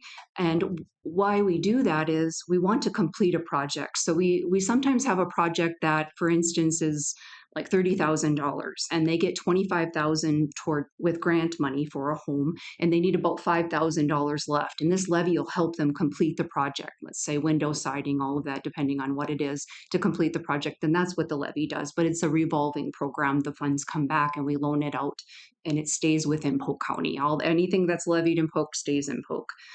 So right now, City of Boston and City of Erskine, they're coming to the end of their grant period. They close at the end of September. So we have just a few left that are underway, or pretty much 99% are completed, because we want them to be done now. We want to spend all the funds. So City of Boston, we did 21 rehab homes, $597,713 in the City of Boston. We committed $25,000, as Heather said, and we only had a little over $2,000 left in levy. That'll go back to Polk County after that commitment, that expiration of that grant. And then City of Erskine, so we did a comprehensive grant there, 7 duplexes, 25 multifamily units, and 6 commercials. Big impact in the City of Erskine. If you've been there and you've seen Nescafe, The Deuce, American State Bank, Lakeside Building Center, Groceries Plus, and DNR Building, all of them have been impacted on this grant that's closing next month. And then rentals, they include Erskine Community Homes. If you drove around Erskine, did that corner, that one is really much improved. And then also a multifamily building, the Bauer Building, that one was rehabbed as well. And also Summerfield Cottages got some a new roof and siding, so that was much needed. Also was mentioned City of Winger and City of Mount Mentor. They just launched. We got that award in September, and we hit the ground running. A lot of paperwork that we have to do for those, but those are both comprehensive grants as well. And we're pretty excited about those. So a lot of impact in Polk County. The next grant cycle we are talking about, and hopefully our board will support. We go to our board in September and talk about all of our levy commitments for small cities, and we're hoping that our board will approve a commitment to the City of McIntosh. They have reached out to us and they want to do another grant. They had a successful grant about 3-4 years ago. They want to do another one, and they're looking at more commercial and owner and homeowner rehab. So that city as well could use some. So we are looking at that. One thing with our small cities I'm pretty proud of is in the past year, we have grant writers, and we've used grant writers. We have John Wynn up at Northwest Community Action. He helps us a lot, or in our, I should say, not at there, but does it for them, has done it for us. Joan Earn has used it write for us, but now we have 2 individuals in our office that write grants, and Heather and I are kind of the overseers of it, but we're pretty happy that we can be all inclusive and do those. So the cities reach out to us, they ask us to write a grant, we do the research, what is going to be the biggest impact. So pretty excited, but Polk County is a very busy county when it comes to our administrative. So, and then the next sheet is just like an overview of HRR levy loans, how to apply the terms, to qualify, you have to be 115% state median income, and that's 136,800 right now. So a lot of people can benefit from this program. So the next is down payment assistance. We talked about that a little bit. So levy also. Polk County, when we launched this in around 2000, 2008, in Polk County, it started with investor funds, employers that wanted to get people to move, to work, to live in Polk County. And so that money revolves. And then sometimes we have lower funds, so we need to commit other funds so it keeps it going. And we've used that Polk levy to do that as well. So in the last year, we've had 6. This is fiscal year 26, 6 households that's used down payment assistance, and that's $7,500 up to $7,500 at 4% interest. Again, that revolves right back into Polk County. And thank you, Commissioner Reese. You get every loan that comes through. He has to vote on, as well well as I believe it's 6 or 7 other committee members. I've We been learning about this. It's been coming up. I've been trying Yeah, to it's keep up, coming. but it's a new thing for me. Yeah, and we have our meeting coming up in September and October. We meet via Zoom virtually and kind of review the parameters and where do we want to set it? What funds do we have available? Who do we need to reach out to get these funds? So it's been a great program. Like I said, we do that in 8 counties in Northwest Minnesota. So it's been real good. And then we go on to our Section 8 program, and I'm going to let Heather take that one. Okay, Section 8 is the rental assistance. It's the federal program where a family pays 30 to 40% of their adjusted gross income towards their rent and utilities, and then we help pay the rest. In Polk County, just looking at just the last fiscal year, we helped about 518 families, and each family is about $547 each month that we help them with. And then if you look at overall all the counties that we're in, each month it's about 812 families that we help, and it's about 526 for each family that has a rent assistance that we pay directly to the landlords. This is the program where they can take their assistance with them. Yep. It's so within our service area, they start within our service area and then they live here for a year and then they can take it with them. The other housing authority can either absorb them into their numbers, which most housing authorities right now, they're in the same boat as us. They don't have the funds, so they bill us. So it increased a little bit over the years. So we have 56 families that we're helping outside of our area. How many? 56. Is there a dollar figure with that? Reports. On the 66, it's 104,806 is what we're spending a month in that. A month? Mm-hmm. Yep. They're triple what our area is. Oh, yeah. People are living all different states and they can, yep. Because didn't we have someone in LA for a while? I'm sure, yep. California. Mm-hmm. Yep. Chicago, Yep. Michigan. We just had one in Connecticut. Yep. We were like, And those ones get they get pretty high. But yeah, we let them go. We try to move those out as quickly as we can. we tried to, and that's just to get them to absorb they have to don't have know their how waiting you- list I don't open know how you would and do able that. to do that. We beg them to please do it, but they don't. But right now, since we are in how to call it's shortfall, so we don't have the funds to continue to pull from our waiting list. And when you're in shortfall, then you can't allow them to port outside of our service area unless it's to a same cost or lower cost area than us. So a lot of the times that restrictions from moving. So, but they can move if they can find a unit that's lower cost. So. Then within our Section 8 program, there is the family self-sufficiency. I think I've talked about this before. That's where as a person is on the Section 8 program, then they can apply for this family self-sufficiency. And we have 2 employees that work with these people. They create budgets, help them find different agencies to help them along. And then as their income increases, our rent portion goes down, and that difference that we don't have to pay in half goes into an escrow account for them. And then they can, once they graduate, they get to keep that pot of money. And it can get to be quite large. Some of them can get to be up to 10 grand. So at least it's a nice pot of money for them to buy a car or a house or whatever. Pay for education. But since we are in shortfall with our federal, the Section 8 program, there's now this state Bring It Home voucher program. So the Minnesotas came up with this. We've been working over the last couple of years. So we got July is when we first got people on. So now we have 8 people on this, the state program, and there's 19 out looking. So we have about 15 available slots more to keep going with rent assistance. So, I mean, we're not stuck. We can still help people with rent assistance. So if you guys know of anybody and have them apply, I mean, they can apply for both the federal and the state, but the state is what we're pulling from right now. So keep them going. Great. Any questions? Yeah, that's our presentation. Mark, did you have anything you wanted to add? I would just say that it's one of the board's responsibility to make sure that we have excellent staff, and we do. Charity and Heather do a super job.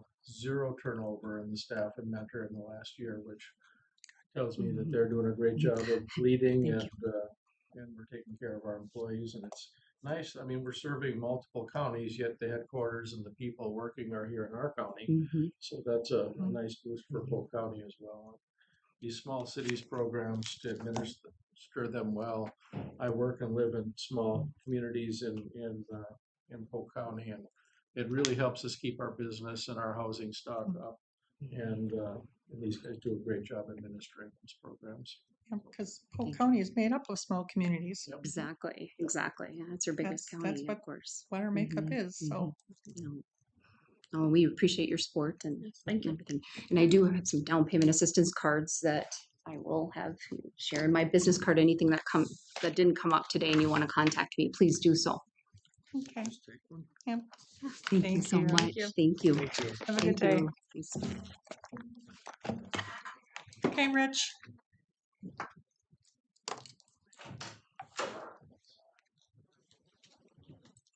Good morning. Good morning. Lend this Mr. Strandell. Let's try that. So we have two county ditch maintenance requests. The first one is from MnDOT.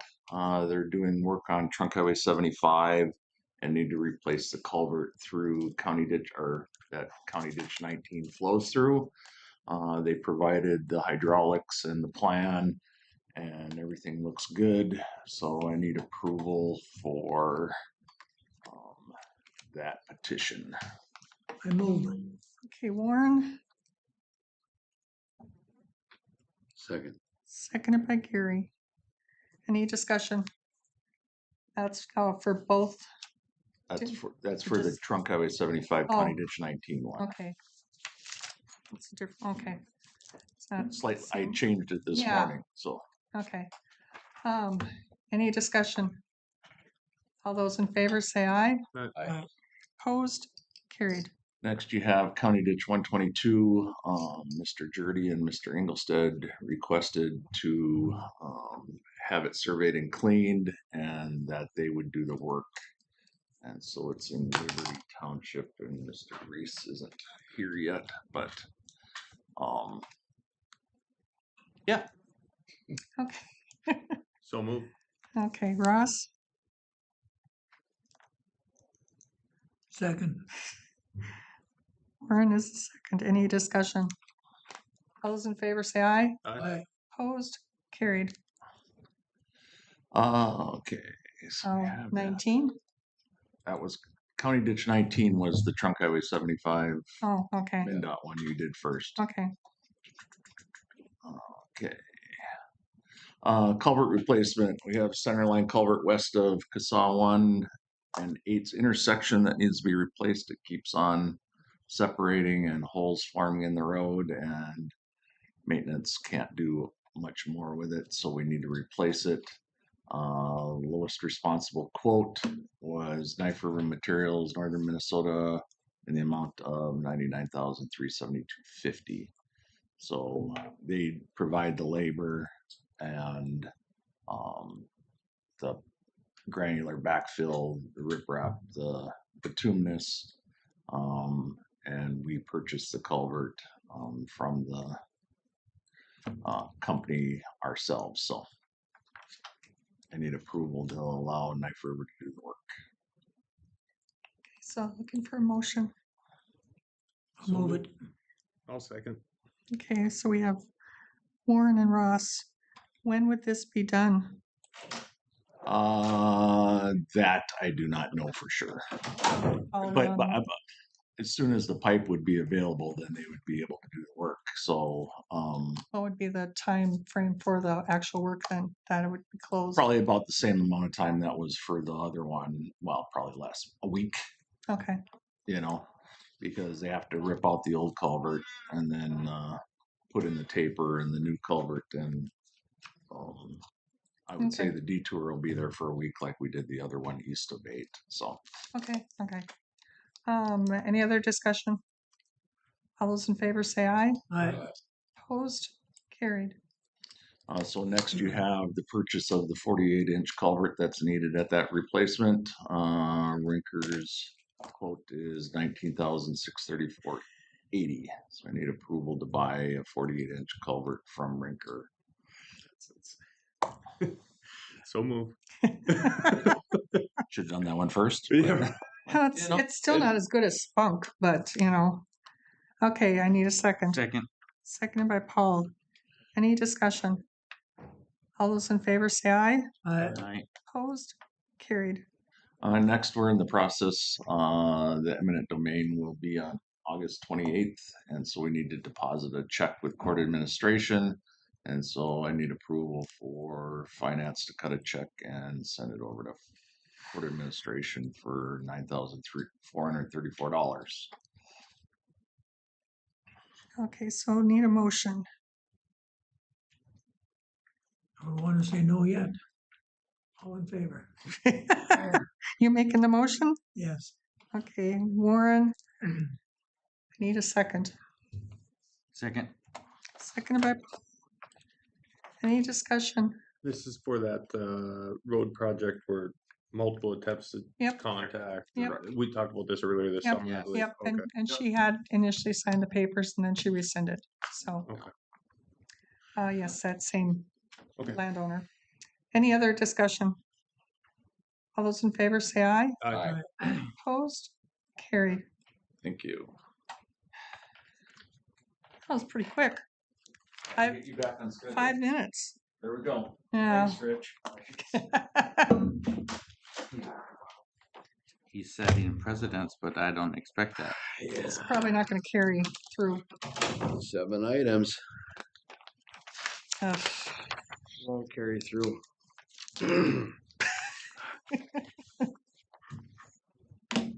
Okay, first of all, this is Steve Moe, GIS coordinator. For those of you that haven't met Hi. Steve, Hi, Steve. he Nice to works meet in you. the Environmental Services Department, housed over at our facility there.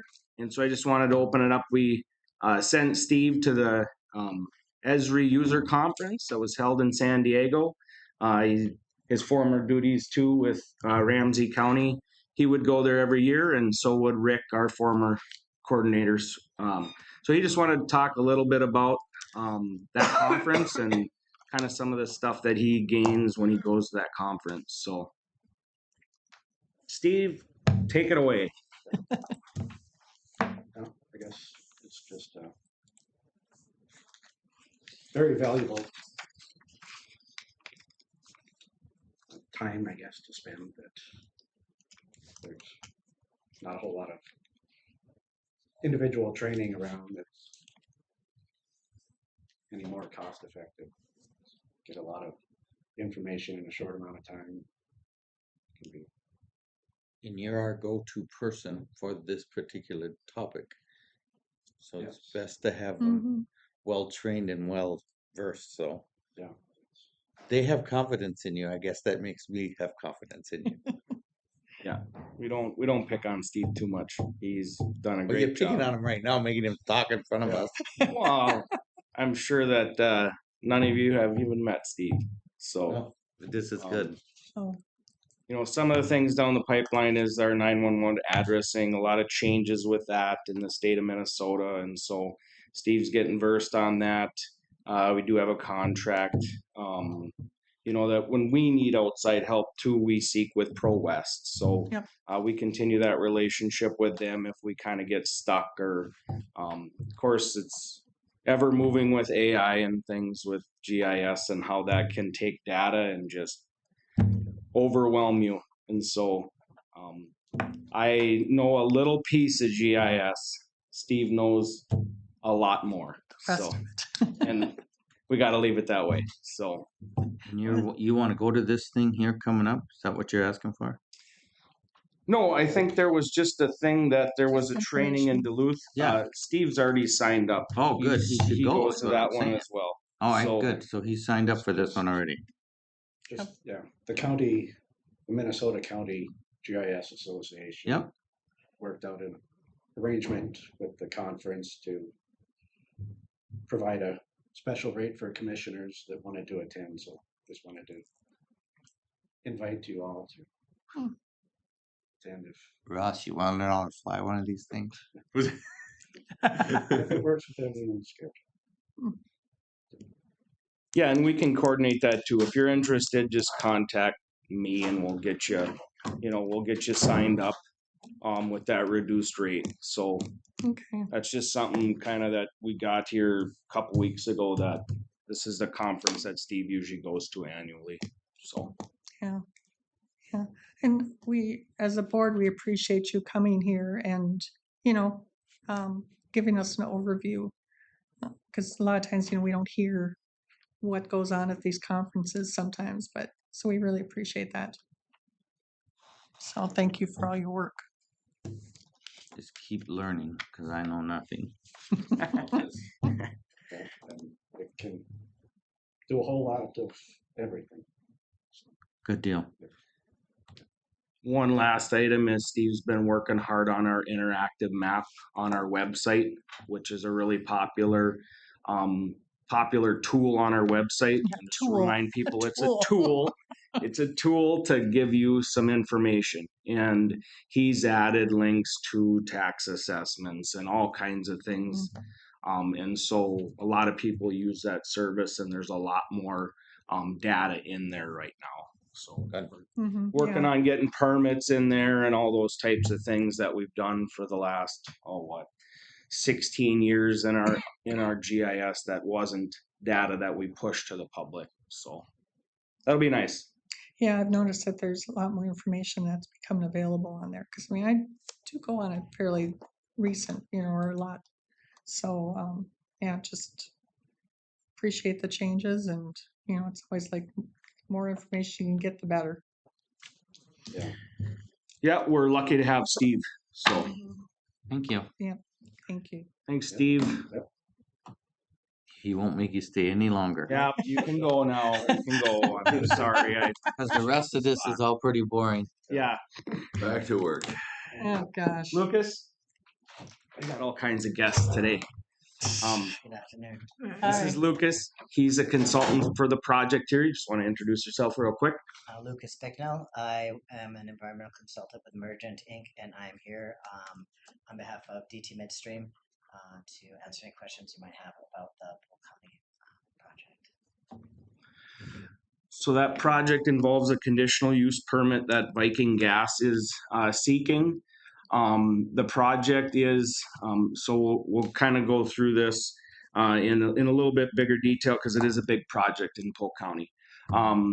The request that we received was for a 9.9 mile, 12-inch pipeline interconnect project.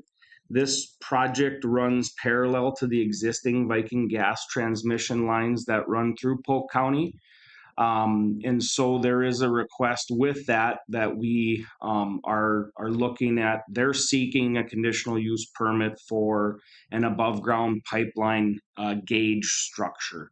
And I have some pictures to go along with that, but there is one just west of Euclid currently. That is the PIG receiver. So really what that does is it receives gas. It can, stop gas. It's really just an interconnect. It is an above ground structure. And so there's lots of pipe loops and things. And once you see it, you'll kind of, I'll just go to the picture now, stay on task. A lot of information in here, so I hope you read it all. I highlighted it for you. Yeah, I did. I will note, Joan, that during the public hearing, you had asked about good standing. We did get a certificate from Viking Gas Transmission. I appreciated getting that.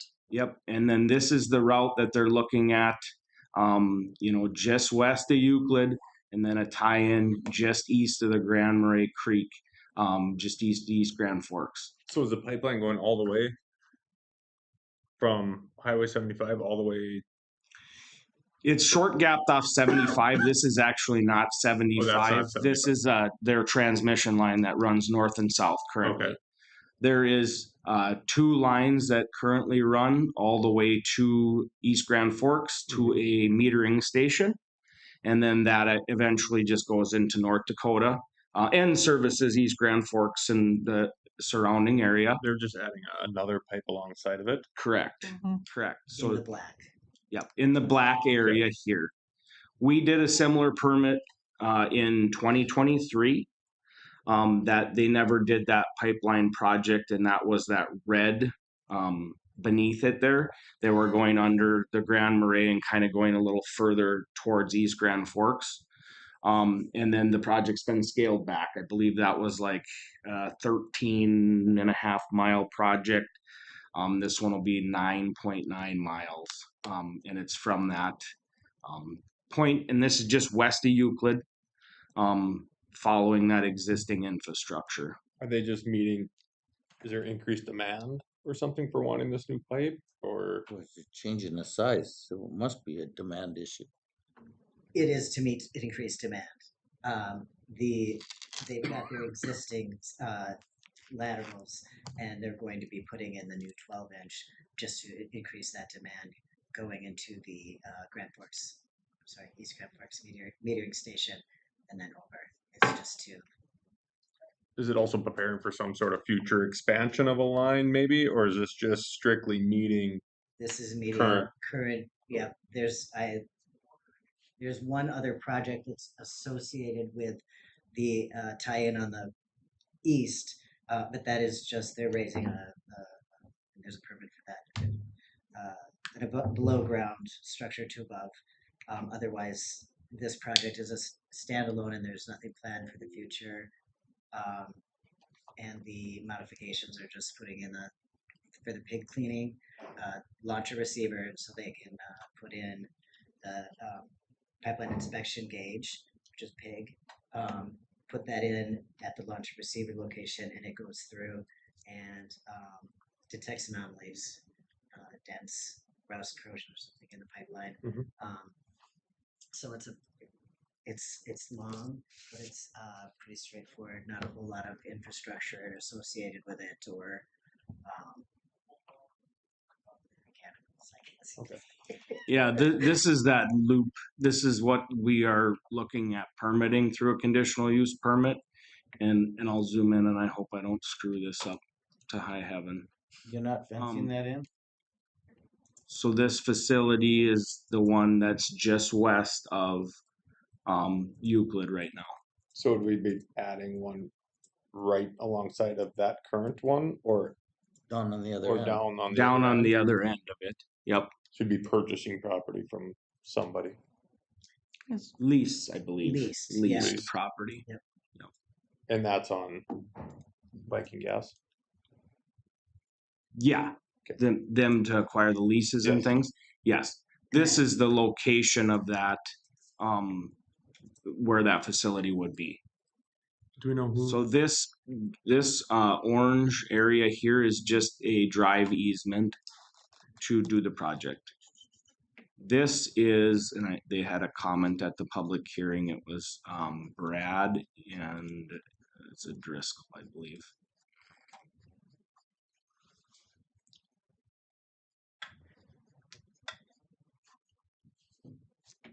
Yeah, Brad and Carla Driscoll.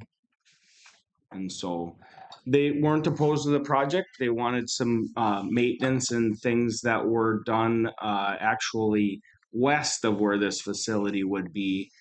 There's some sloughing on the Grand Marais. In the spring of 22, when the water was high, they had a project where they were a little concerned because they had some rilling and cutouts. And Zavril was over there right away, and Viking Gas had to tell him, you got to leave the site because that's our transmission line.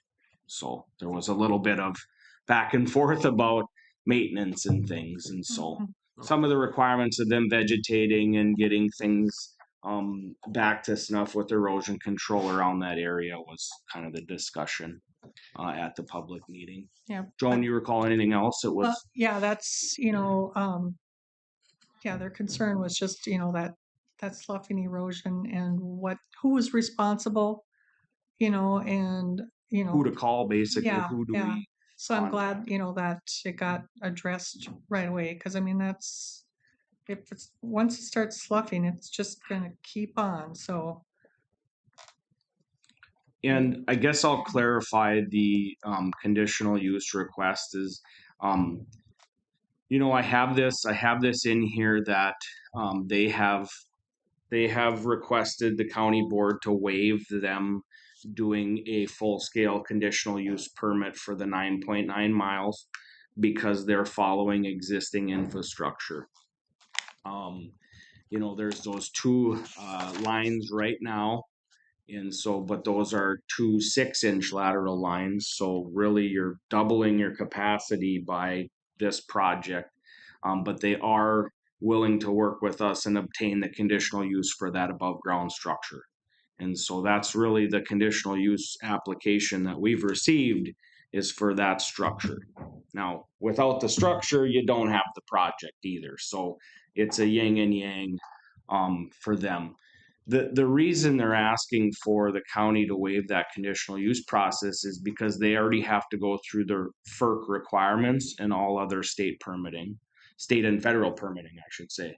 That's a federal permitting process for pipelines. It requires them to do essentially everything that the conditional use would do. Notifications, seeking leases, keeping landowners and townships in the loop, seeking highway permits to go under roadways, which they've obtained all those permits other than they're waiting for the final FERC stamp of approval.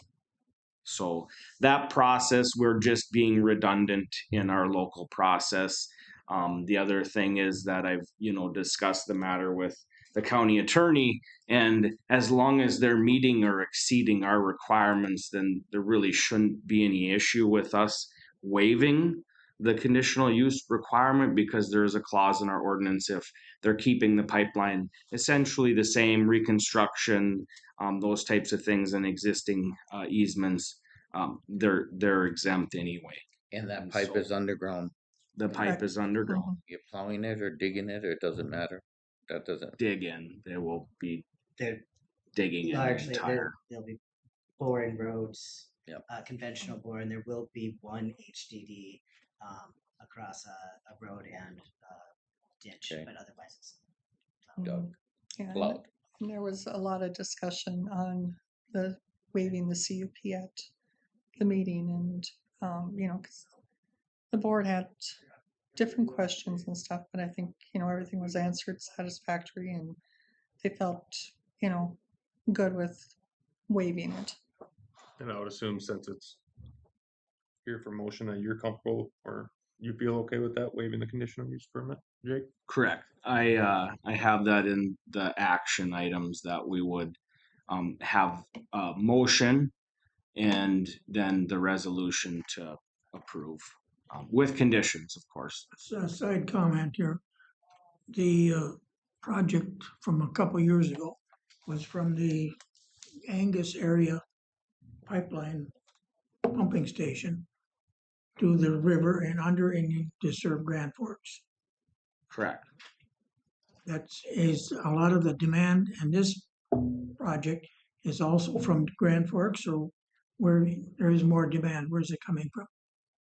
I believe it to be North Dakota expansion and things over there. Mhm. The real big thing about this is just think there's two 6-inch lines right now, and they're looking at putting in a 12-inch line that's doubling the capacity for 10 miles.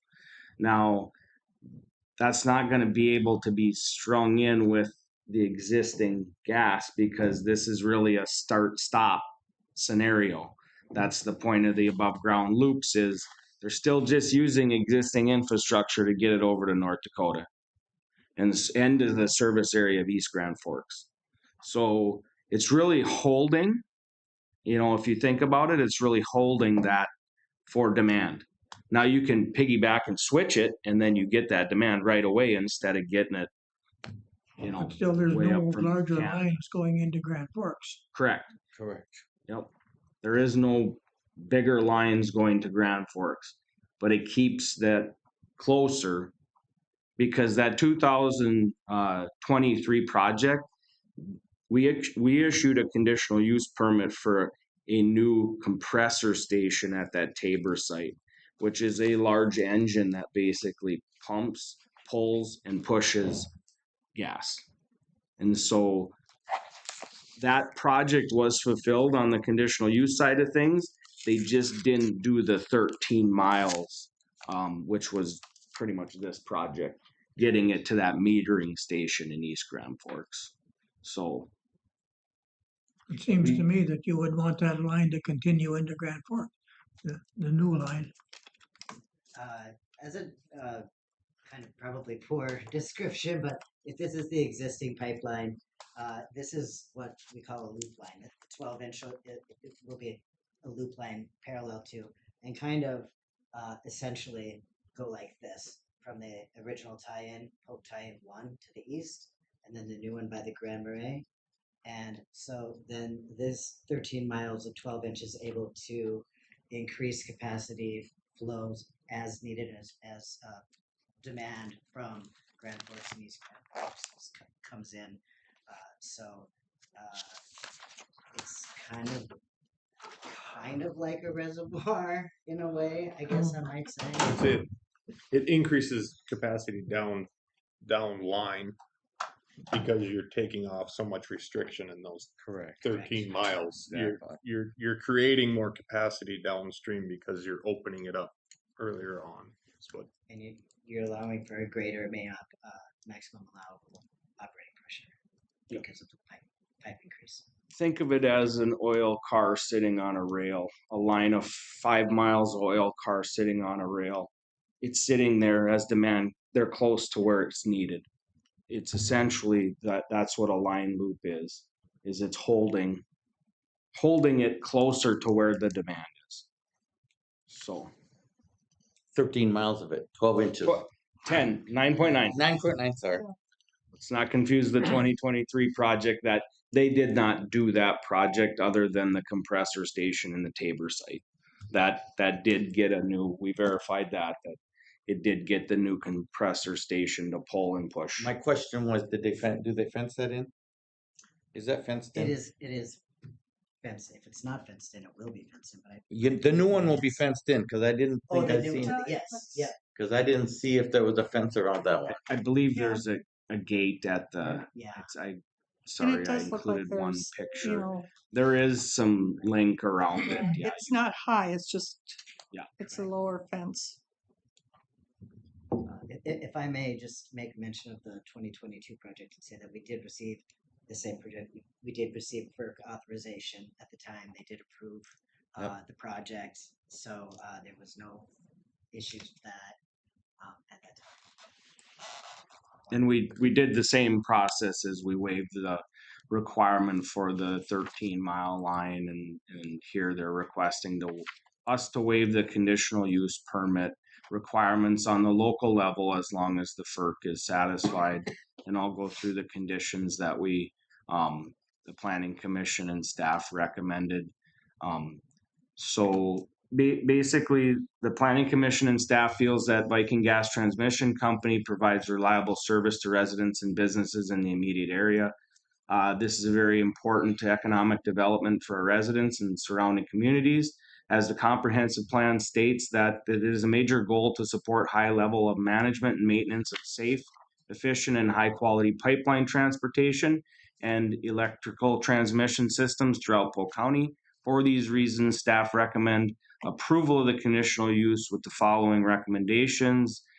So to not duplicate Federal Emergency Regulatory Commission's permitting process, Polk County CUP requirements should be waived for the 9.9 12-inch pipeline project as long as all FERC requirements are satisfied.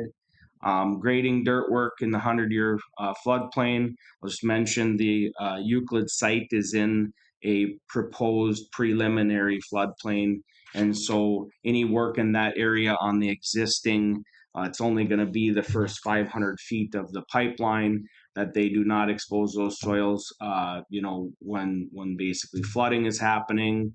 That's the next standard. No machinery or equipment shall be located in the 100-year floodplain district during spring thaw events. Construction managers shall ensure that none of those are in the 100-year floodplain. The applicant must secure approval from Sullivan Township because this is a joint permitting jurisdiction. Within Polk County, Sullivan Township does their own permitting, and they have piggybacked and said that our office, they don't have any permitting requirements, so we carry forward with ours, and they will sign any application that they need. And then I'll away from reading the other 6 standards unless somebody wants a refresher. The only one I'll go is the conditional use shall become void 1 year after it was granted unless used. This is teeing up to be in the summer of 2027, a project. Now, things can change. That could get delayed out, or the FERC could need something else for permitting. And so if that does happen, I will just bring it back to the county board for an extension if that's needed. So we put that in all conditional use permits, void after 1 year unless used, but I have sought extensions in the past, so for unique circumstances.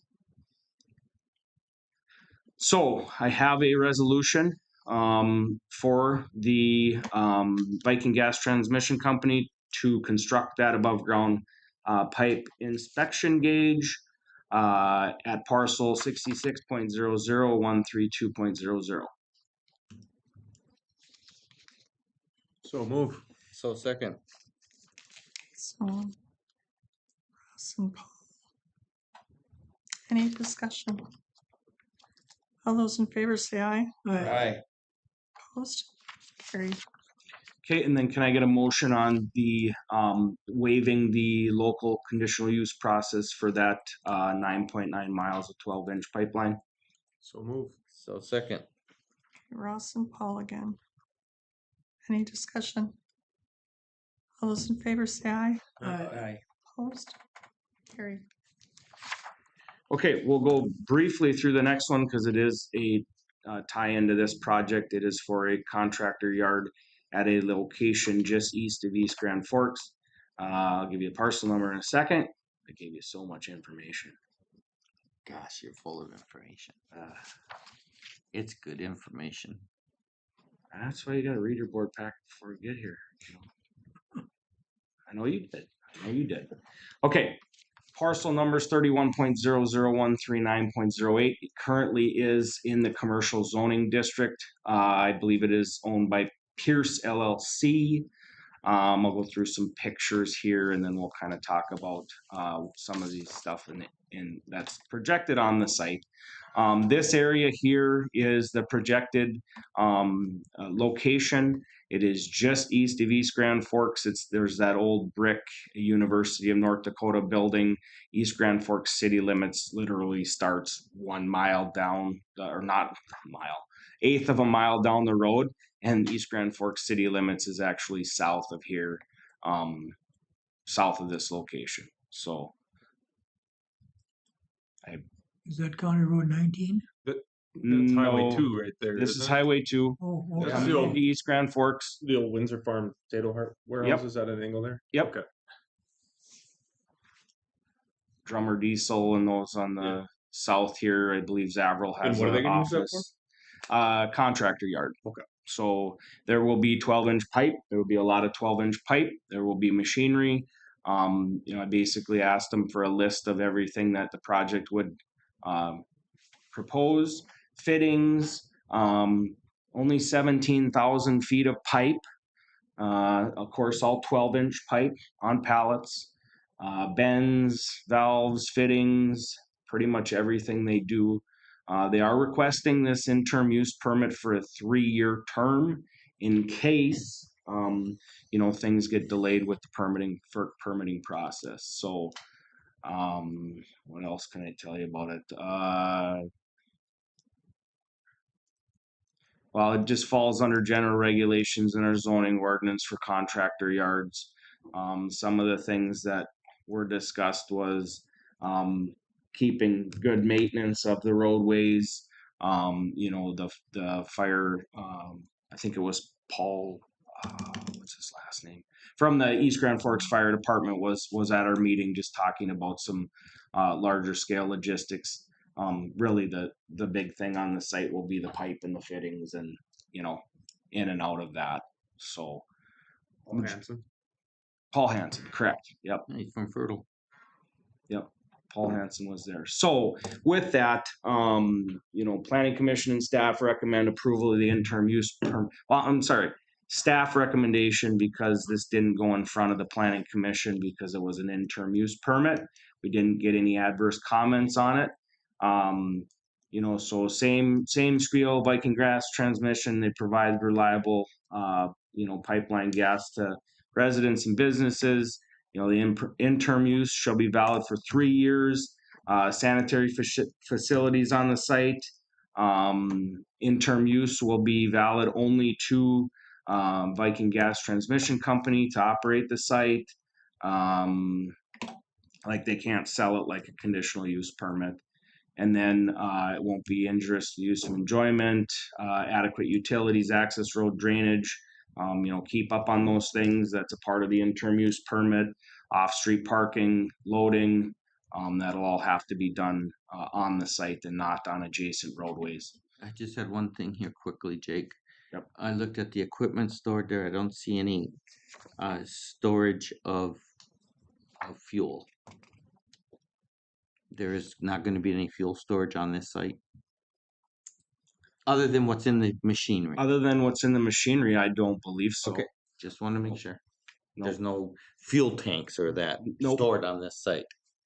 No. There was none planned, no. Okay. And then this interim permit, that's not directly tied to this project. It is. It is? It is the only. It is the only reason why the Okay. the interim use is being applied for. It's for Okay. the pipe storage. Okay, so like if they had another project that came up, they couldn't extend it, permit then to cover that then, or? We would need to know what's on the site and okay that. And we would just probably have to renotice if it's not within the scope. I mean, they're a pipeline company. They can't lease it out to have hay storage there or something. Right. And it is a third party site that DT is leasing from the owner of that parcel. Okay. For a 3-year term. For a 3-year term. Yeah. You might not have been using it for 3 years, but you're gonna rent it for 3 years. Hopefully your project will be done before 3 years. It's Minnesota, you never know. Yes. Knock a little wood. Yes. Things can happen. We'll let you know how it turned out when we get done with it, right? So with this one, I do have, if there's no more questions, a resolution for, Viking Gas to get that interim use for a period of 3 years. So moved. I'll second. Gary and Ross, any more discussion? All those in favor say aye. Aye. Opposed? Carried. Thank you for coming, Lucas. I will send you out the next steps on getting township looped in on both the projects. All right, that sounds great. Thank you all very much thanks. for your time. Thank I you sure for coming. appreciate it. Yep, have a good day. You too. Thank you.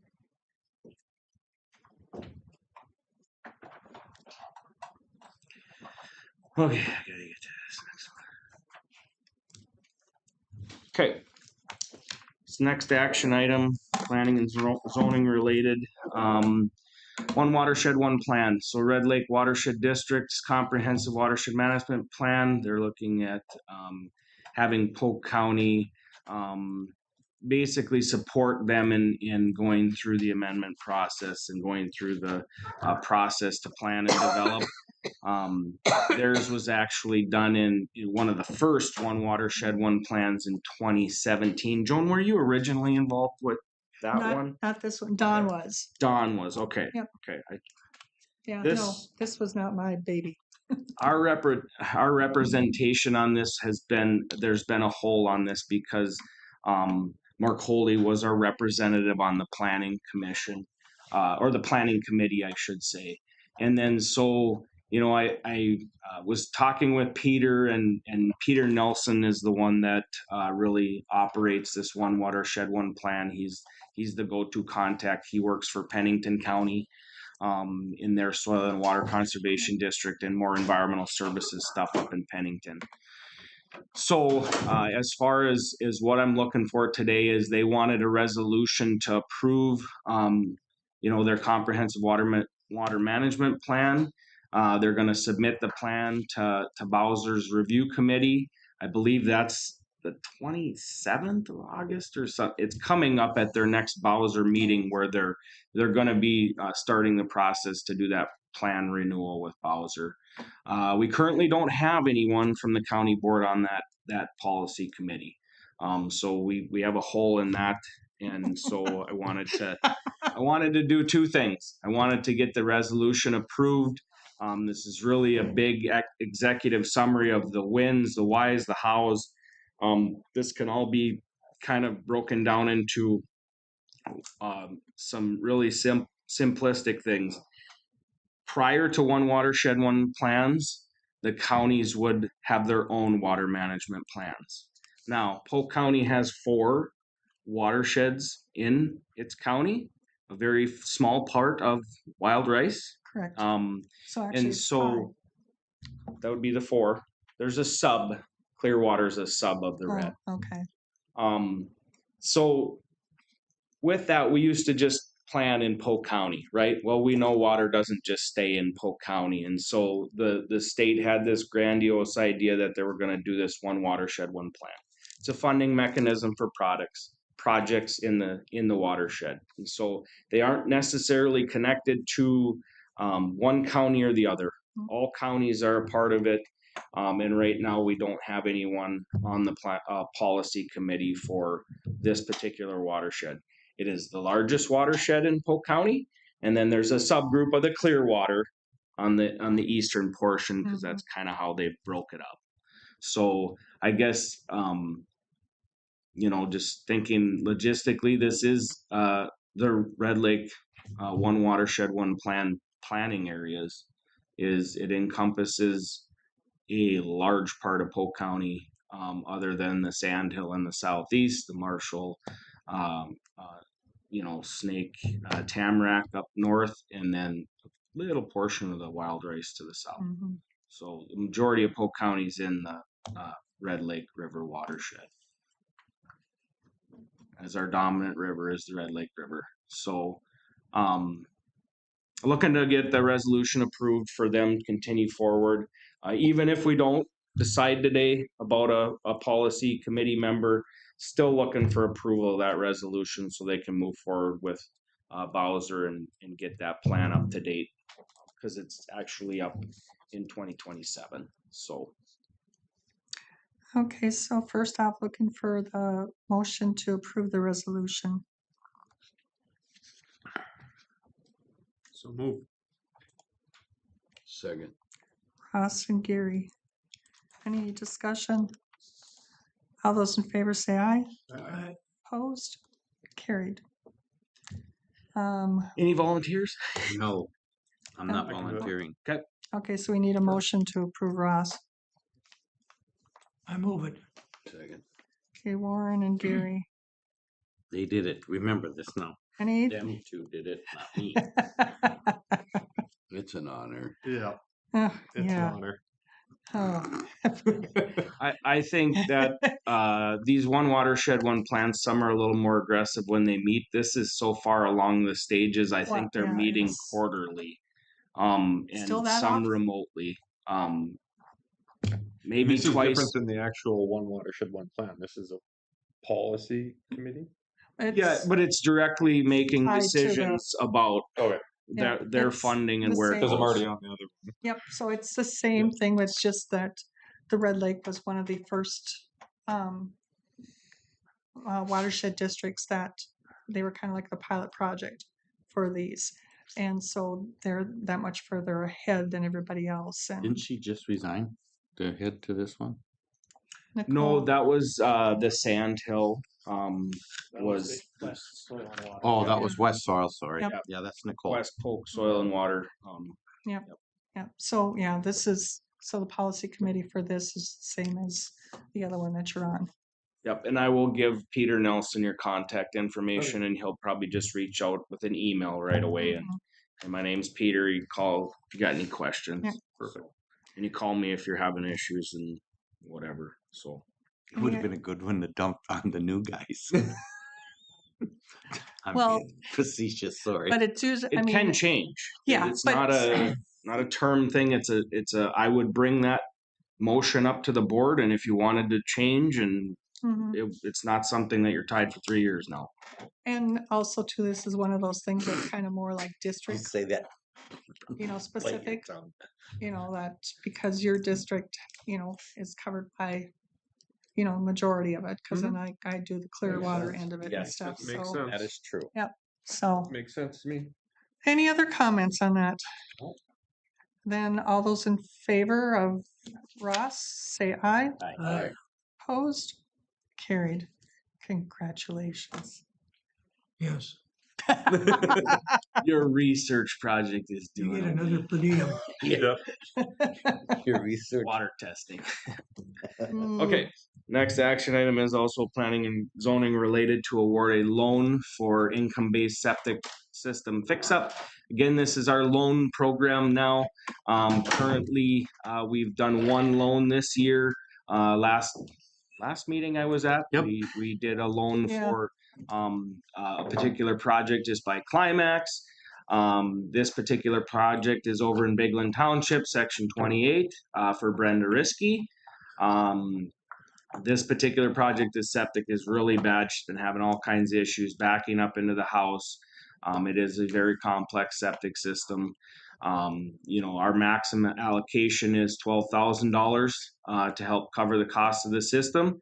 But $1,500 will be offered through our grant dollars remaining from our low-income septic fix-up. Brenda had issued us an application for that fix-up program. We ran out of funding with the other 3 that we selected, and so then we're looking at helping her out through our loan program to pay back in a 10-year term to the county, which would be in the total of $10,500, which would get paid back. $1,500 will be offered from those other the grant-funded program. Brief highlight of her application. This is the site location. Currently, the tank is under a porch, and so that adds to the complexity. It is along a coulee just south of East Grand Forks, probably closer to Fisher, but it is on the gravel road that ties basically the Thompson Bridge up to Big Glen Township there. So. And then the total amount of the project was, somebody help me out if they got their computer in front of them, 15,000. 153.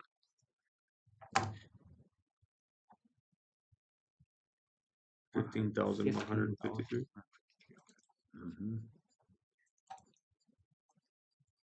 Okay, and then so looking for a motion to approve awarding that fix-up loan to Brenda Risky to upgrade the failing septic system and award the bid to Cruz Backhoe Service LLC, Todd Cruz, license number 4350, who was the low bidder at $15,153.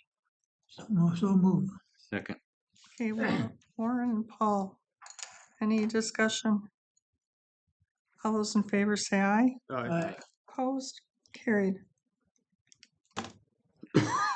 Okay, next action item I have is a project at the Crookston Transfer Station. We did 2 projects similar to this last year. Concrete quotes that we received. We received 2 quotes. One from JD Concrete Inc. LLC, the other from Palmer Masonry and Concrete LLC. Basically what we did is we tore out our loading dock at our facility. There used to be an old loading dock, if you've ever been to the Crookston Transfer Station, north of our recycle building. And basically it was becoming a hazard. We no longer use the loading dock. It was taken out here about a month ago. There was an old loading dock that we used to load electronic waste in. Now we have a loading dock within the building, and so we don't need that. We didn't need that, and so this concrete would be to tie in the 2 pours we did last year. There's a pour up here and a pour right here, to tie that into and cover about a third of what the old loading dock used to be. I got any more pictures. This is just from north, or actually looking to the east there. There's a little L portion that would get replaced where under these recycling bins here. So right, basically under those, pad would come over, tie right into the south end of this pour we did in 2025.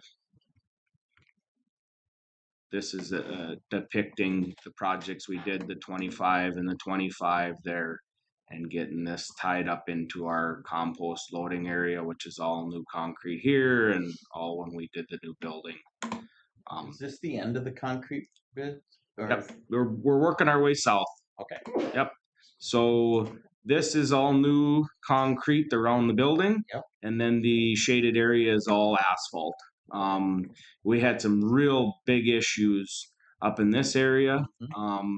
We're kind of chasing those issues as we move to the south. Okay. There is a tipping point in here. Everything flows north from basically about right here. Sorry, you can't really see my cursor, but in this area, everything flows to a ditch to the south, and up in this area, we're trying to get that water to push north, but it likes to just sit up in here. So this is planned to be sloped a little bit to the east and to the north to allow us to drain to the north of our facility through our compost yard waste bunker area. And I had received 2 quotes. Sorry, it's a little bit hard to this one. And so looking at a motion to approve the concrete repairs in the amount of $28,600 for JD Concrete LLC of Crookston. We do have these in the budget moving forward to keep kind of going. Okay, so need a motion for this. So moved. Gary, Second. seconded by Warren. Any discussion? All those in favor say aye. Aye. Opposed? Carried. What else do I have here? JD Concrete Inc. is John Dillable, and he does have a business partner as well. But John was the one that I contacted to get it checked. Yep. Now the one everyone's been waiting for. Okay, so McIntosh School Building, WIDSEF, Structural Engineering Division, assisted environmental services staff with getting together an RFP, reaching out to contractors in the area, and also Sam, the recorder's office, assisted us in a bid opening, a sealed bid opening. We had 11 bids on the project. 8 were deemed as responsible bids. There was a lot of information that we required with these prior projects, etc. Well, we'll just go over, I don't want to go over that yet. This is a letter that was sent to me regarding who WIDSEF would recommend awarding the project to, the lowest responsible bidder, Ryerson Construction out of the Bemidji area, or Ryerson Construction, Inc. And they were the low bidder, and I believe I put the table in here. Yeah, these are all the bids that we received. Did have a couple of incomplete and inconsistent bids. Ironically, the first one we opened was in alphabetical order and was $210,000. So we had a little shell shock going on in the room because of the other deemed responsible bidders, there was kind of a pattern that they all seemed to have everything included from a range of about 450 to all the way up to 800, or do it if we really got enough money to do it type bid. So as you can see, time of completion, they are very aggressive, want to get going on the project. So I do have this teed up for a couple different actions here to first award the bid. And then the second, I would like the board to go over a emergency order that we tear it down as quickly as possible. Really all that is me putting that in the 10-day notice, which has already been filed with MPCA, and I'm meeting with the contractor tomorrow if awarded today. So it just speeds up the, let's get this done. Right, It's yep. a safety hazard. Yeah, because it's already been 2 It's months specifically for collapsing Yeah, buildings. anymore, yeah. Okay, so first off, need a motion to approve Ryerson Construction for this demolition project in the amount of $456,000, which is just the demolition, not the disposal costs. It is not the disposal costs. We will have to pay disposal costs as well. We did come up with a range. Being very conservative, I would just plan on doubling the cost of the entire project. Mhm. That would be the conservative estimate. We Yeah. need to wet all the materials. It'll be heavy. It's brick. It's, yeah. Well, I always figured it would be $1 million project. That was the original estimate, was quite the range, but it topped out at $1 million. Yep. Obviously not in anyone's budget. No. Okay, so need a motion here. I'll move. Vern, I'll second. Ross. Any discussion? And we don't have a choice. So it's, Well, I mean, just for the record, it's unfortunate that Mhm. we have to do this, and it's $1 million out of the coffers of the taxpayer, but it's what tax forfeiture does to us, and that should be noted to the public that they know that it is.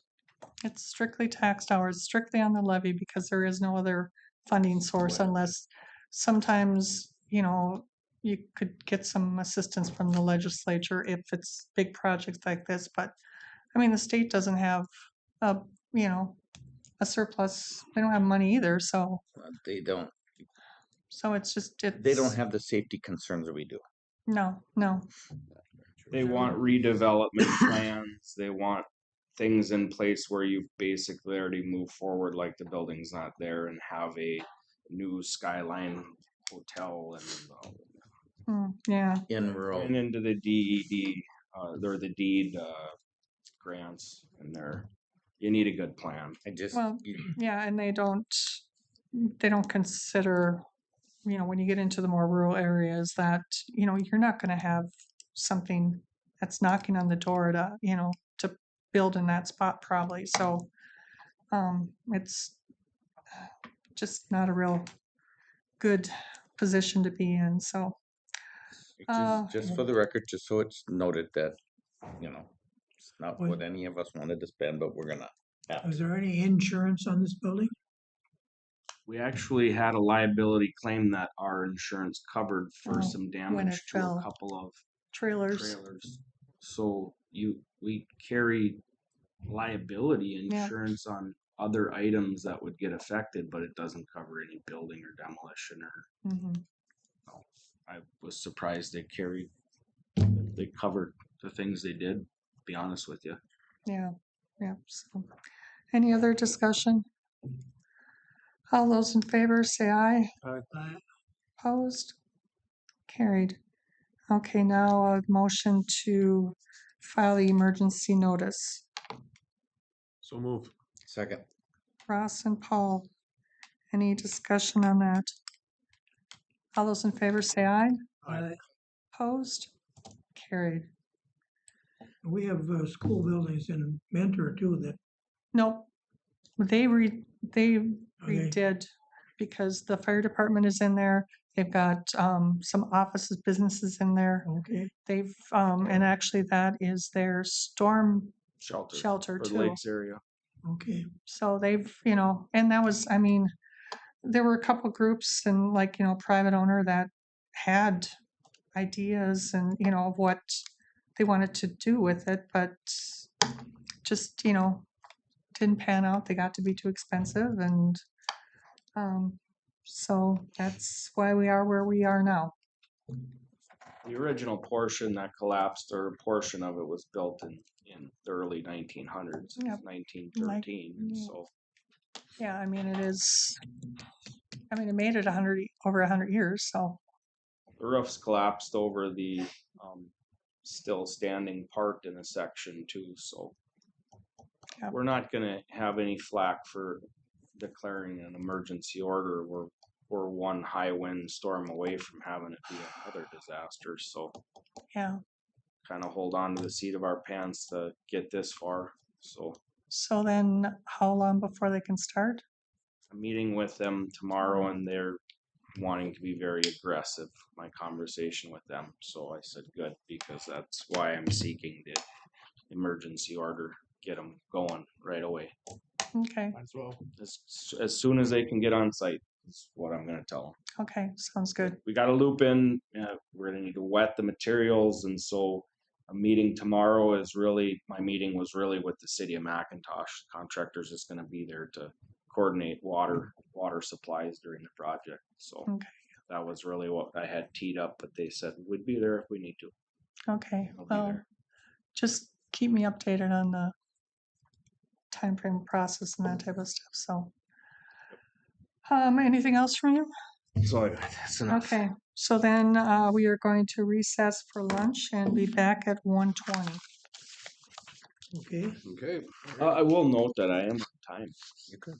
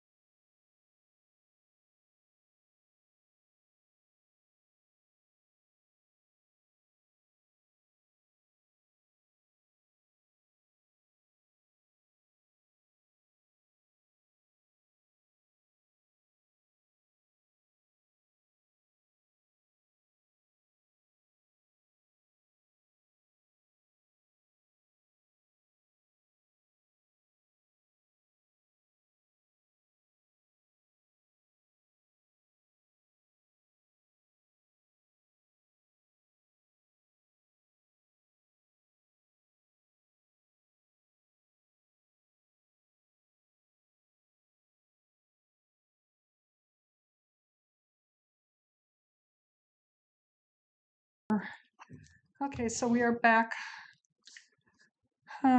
Okay, so Chuck, it's all, Just 2027 budget stuff.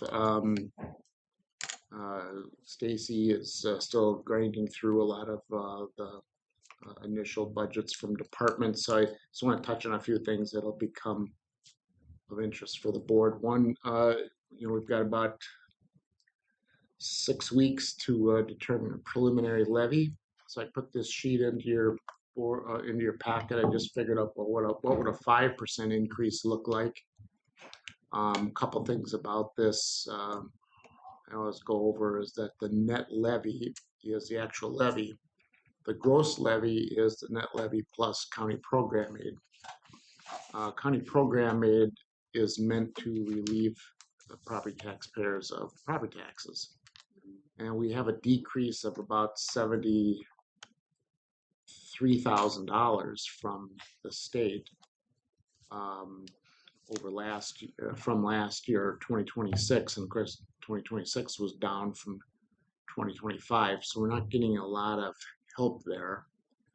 But a 5%, at this point, I'd say, well, I don't think I'd want to go over that, but I'm not proposing it. I'm just saying this is what it would look like. So that's $30,711,000. If you go down a little bit over time, we've done a lot of 5s in the past.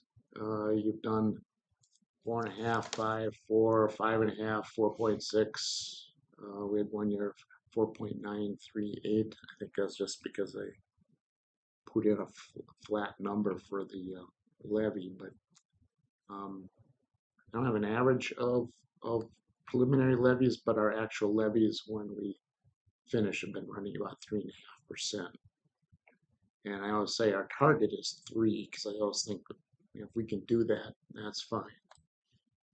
Things to keep in mind. We've used a lot of fund balance the last few years, and we just did earlier in the morning with the McIntosh building. That was unforeseen. Yep. But we're going to have to start looking at how many more of those may be coming. Not that buildings are going to collapse, but these forfeited buildings, school buildings, what have you, that they're very expensive to get rid of. $1 million pop. Yeah, I don't know how you put together a plan for dealing with that, but because next year we're already going to have to figure doing the building in Erskine, which was supposed to be this year. well, we're already doing that, but we're trying to figure that one out too. We're also talking to WITSEF about. Yeah, but I mean, I don't know that we would be ready for demolition this year yet. Well, the problem with that building is you got 2 adjoining walls. You're going to have to do some engineering to keep them from falling down on private property. So, is the, I'll call it the middle column, the actual levy? This one right here, or I can't see here. I see the 900,000. The next column, the 3.495. This is the history of the actual levy. Okay, and then the far right hand column is preliminary levies. Okay. Yep. Just as far back as I could find. I didn't dive past 2016. But we've tried to be steady, living within our means, but still growing with increased expenditures. Frankly, because when I got here and I looked at fund balance, I thought, well, this is like almost outrageous how much it is. But we've used a lot of it. I'd like our accounting to be a lot more precise so that we're making better educated decisions for not only budget but projecting into the future. Because I know after doing this as long as I've been doing it, it isn't what you need to do. It's when is a good time to do something so you get ahead of your issues. And case in point would be these forfeited properties. But right now, there isn't anybody's budget that you would put in forfeited properties. I mean, we literally have to almost start from zero on how we want to approach that. Any questions on that? We'll probably have variations of this in the next. Oh yeah, each 1% change in the levy is just under $300,000. Yeah. Okay. Keep that in mind. How much? Well, 292. 292, 492.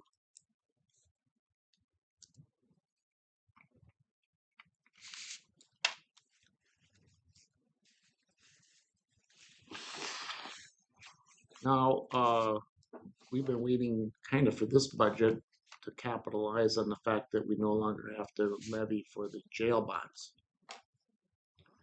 And that's been good.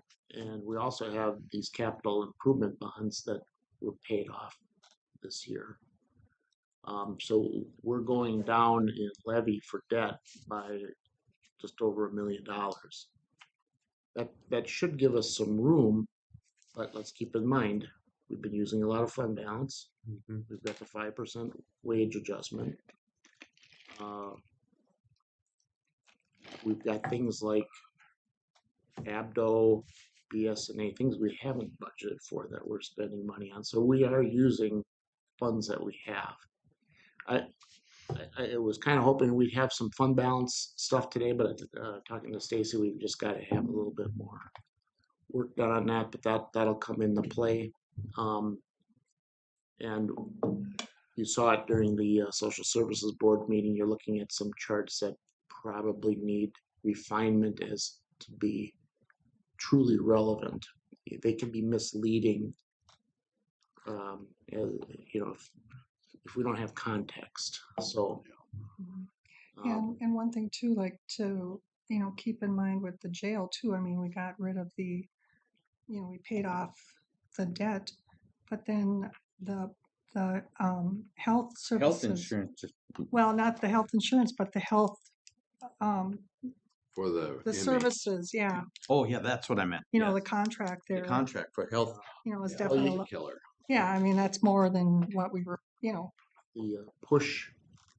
Warren and Gary have seen it already, and he's been in the Tri-County meetings, but there's almost nothing I can do as county administrator about the Tri-County board budget, and they do a good job over there. Remember, they're all lower paid than we are over here from their union contract history. But they've been following suit with us in insurance, how they went to the composite rate. And their turnover, right now, Warren and Gary both mentioned it. Their turnover and capabilities of their personnel dictate how much of the jail they can use. But they are doing some things. I think they're revisiting the Monoman contract, and there's always the federal, whether it's the marshals or border or ICE, so they're doing everything they can. I think one reality everybody should keep in mind is they've been depending a lot on outside revenue to help pay. It's not just coming from Polk, Norman, and Red Lake. In fact, one of the things that we're seeing, those of us who have seen Andy's initial budget, is Polk's projected expenses for 2027 of the three are going down or maintain. The percentage increase is less. It's showing up in mostly Norman, but a little bit with Red Lake. So they're going to see some increases that maybe they haven't seen before. It could be a little confusing because they all know that the jail bonds have been paid. So the other two counties have been like, we're going to have this big windfall when that happens. But staff has been working together with Andy and Paul on what should this look like going forward in writing and have it kind of actually penciled out. It's never been But I think their increases are still going to be such that, you know, it stings when I get that number because it's just I can't go and I can talk to Andy, but they're already paring it down about as much as I can. We don't have any other debt planned. I mean, I know we talked a little bit about maybe a public works building at some point.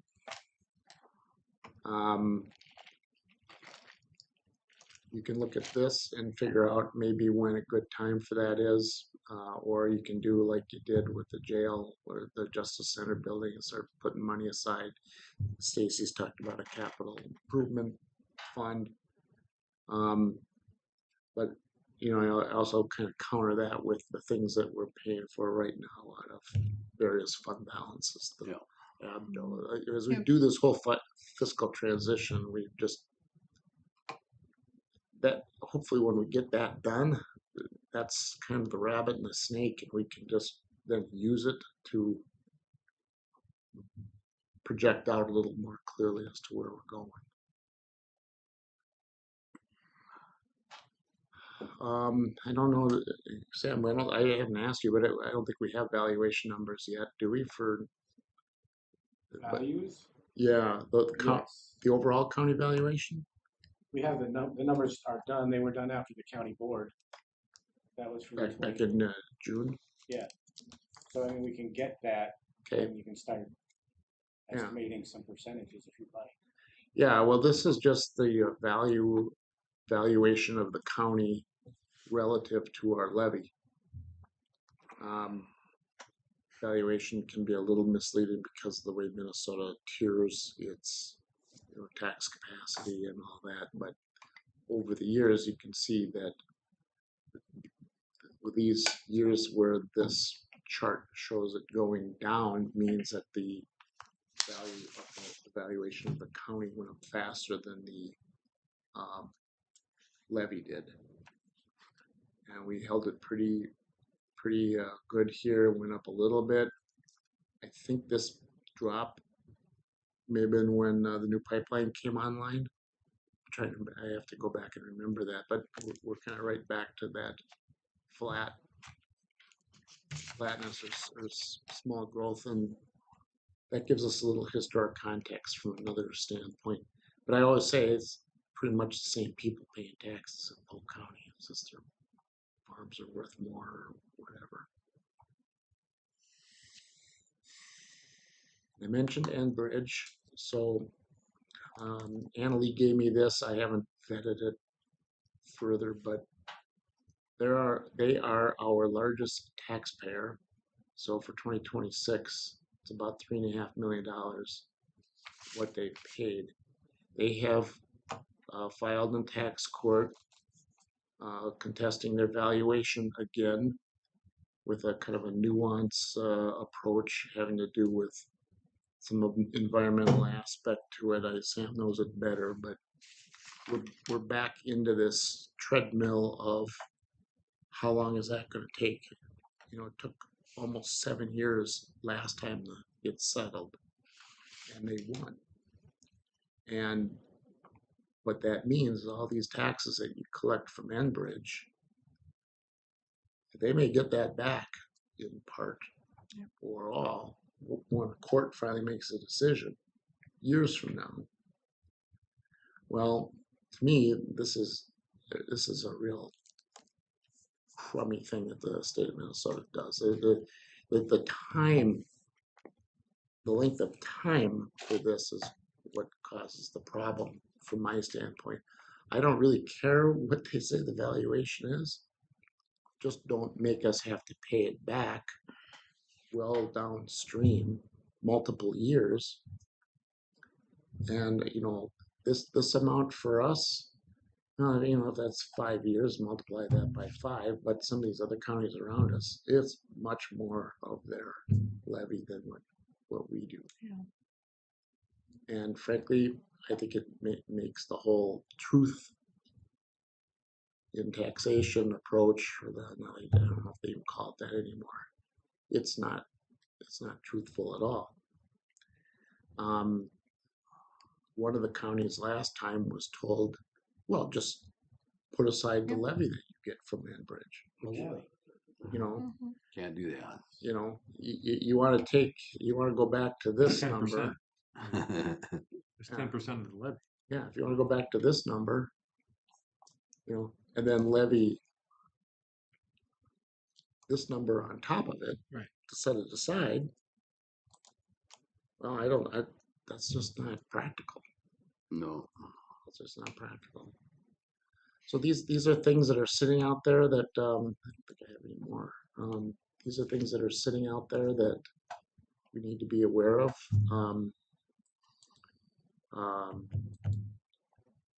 I think, and maybe Stacy's here. I don't know if you've got anything to add, but we're just kind of getting into the BS&A thing.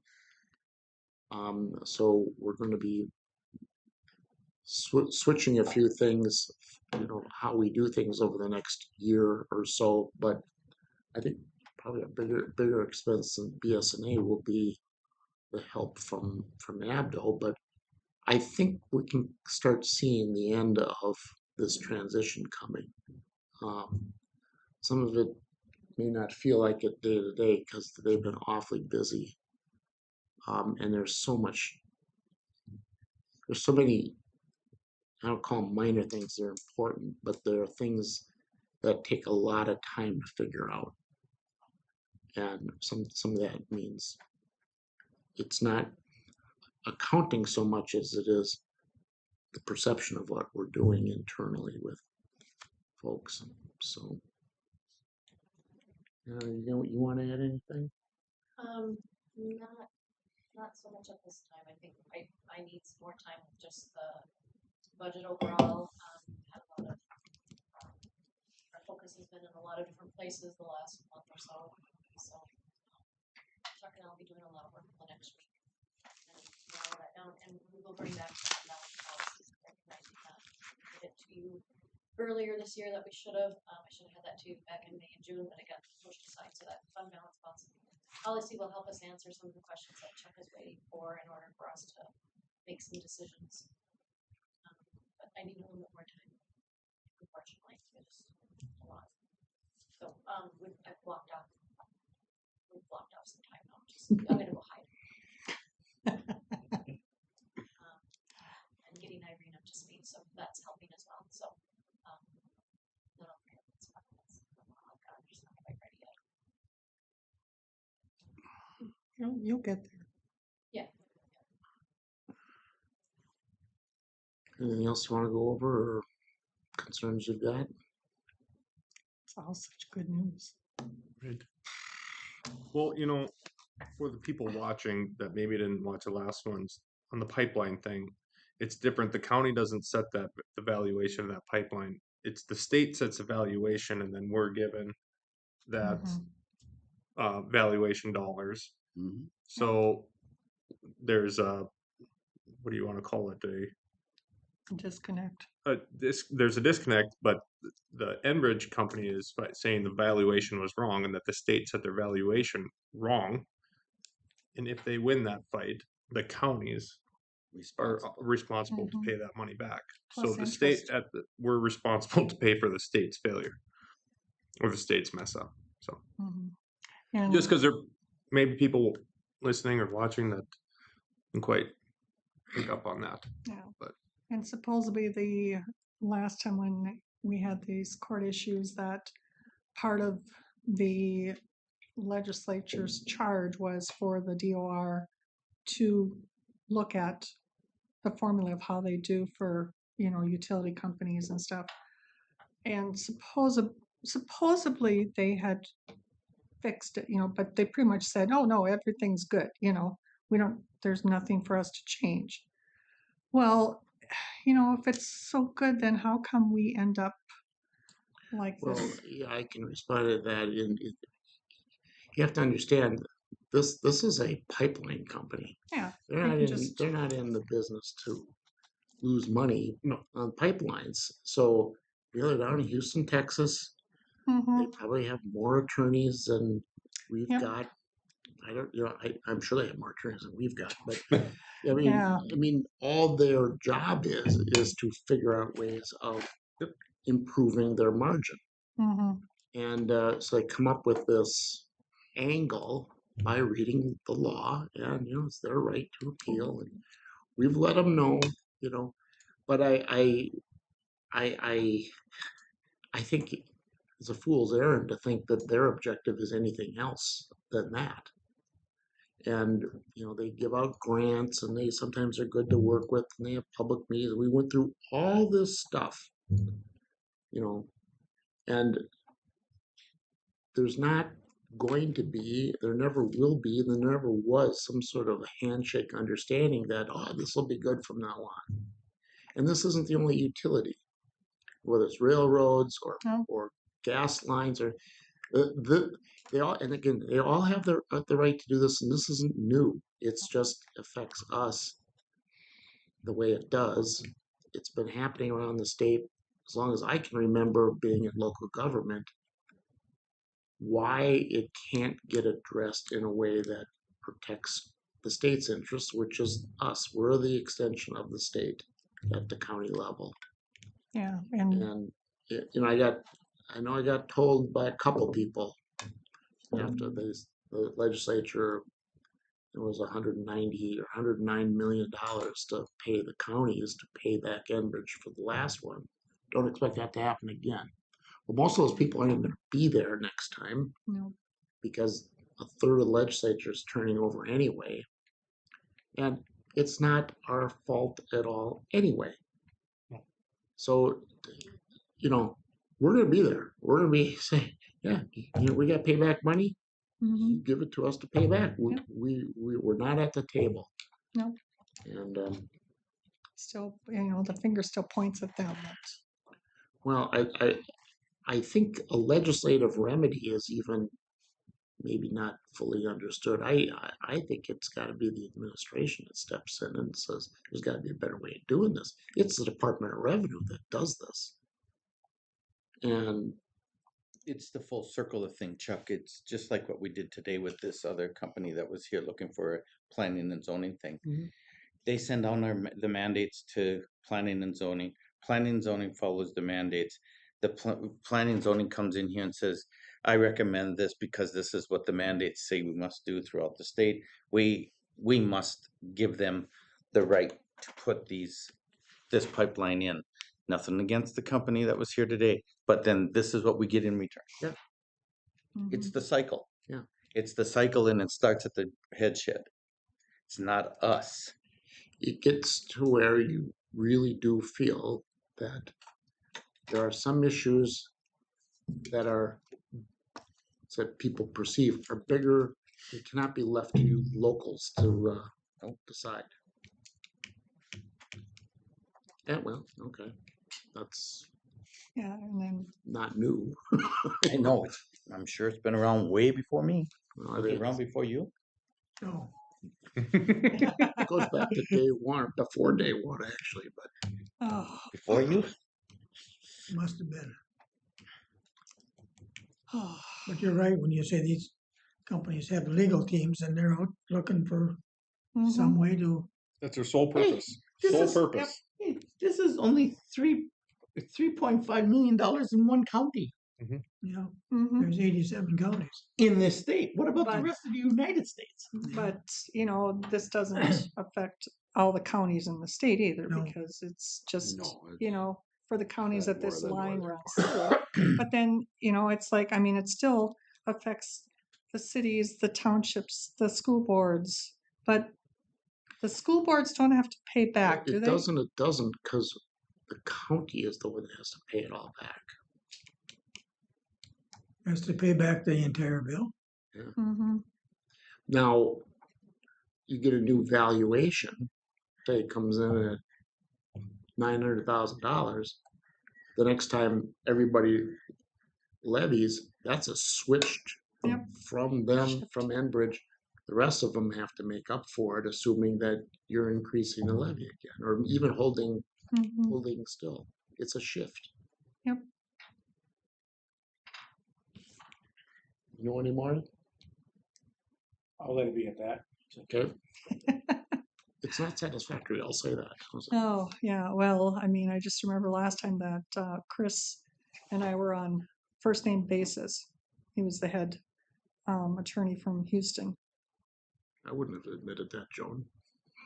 Well, that was just, and I still, but of course, he didn't really appreciate me after I had asked him how long it would take before they would bring the county to court for the line 3 valuation.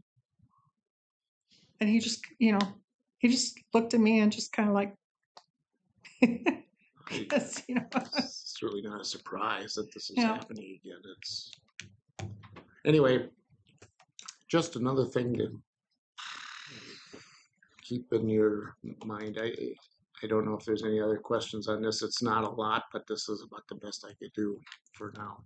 Is our job today to set the preliminary? Nope, nope, and the No, next month, Won't be until September 22nd.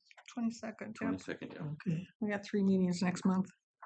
Well, I don't have any problem with the 5%, just based on the history. We've been at 5% for a number of years and got it back. There's a lot of places, cities, counties, double digits. Yep. I'd like to avoid that. Mm-hmm. Yeah, because I mean, there's just, just our local expenses are all going up, but then we get these shifts from the state and the federal down to the county level, which, I mean, those numbers, a lot of them, we have no idea what they're going to be. So, As far as those counties with the higher levy amounts, I think it's cases there where they've been pushing things down the road rather than address them. And finally, you have to take care of them, and here comes the bump.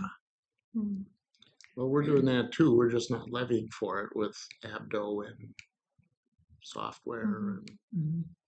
I know that there's quite a few counties that are adding on to their levies for the implementation of MAPA CWDA because they're looking at they're going to have probably your cost for resources, what you're going to have to provide is going to be higher. You're going to need more staff. So, a lot of counties are looking at that's where some of their increase is coming. So, Anything else you want to talk about budget-wise? No. The only other thing on the agenda is performance evaluation for the county administrator, myself. That's a closed session? Correct. Closed session under statute 13D.05 subdivision 3A. Evaluate the performance of an individual subject to the board's authority. Myself, this was done in August on my anniversary. My anniversary is Thursday or Friday, I can't remember. Yeah. It's usually this time of year. You have to go in a closed session if you're gonna do that. Then we've got to kind of clear the room a little bit. Yep. So I will take notes for motions and time. Go into closed. But that's after. Do we have to wait till everybody gets out before we go into closed, or just? We can make a motion to close. I make a motion to close at 1:49. You have to wait outside. 49 p.m. Second. Okay. The only thing that would happen afterwards, come back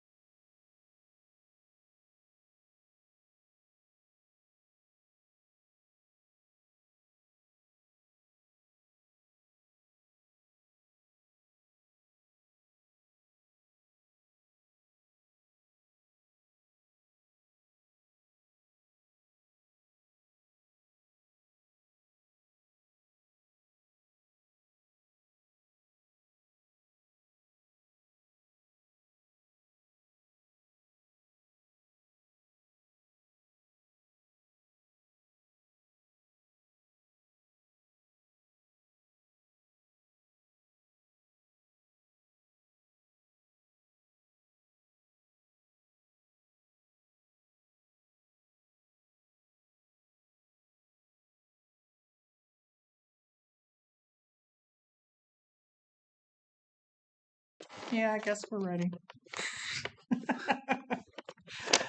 Okay, so welcome back. We came out of our closed session at 3:05.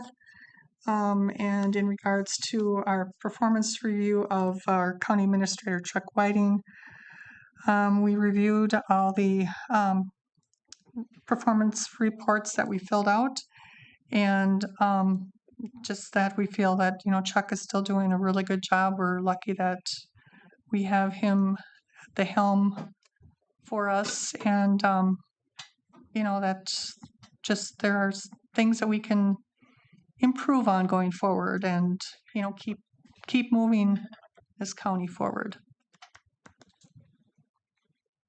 Anything else for anybody?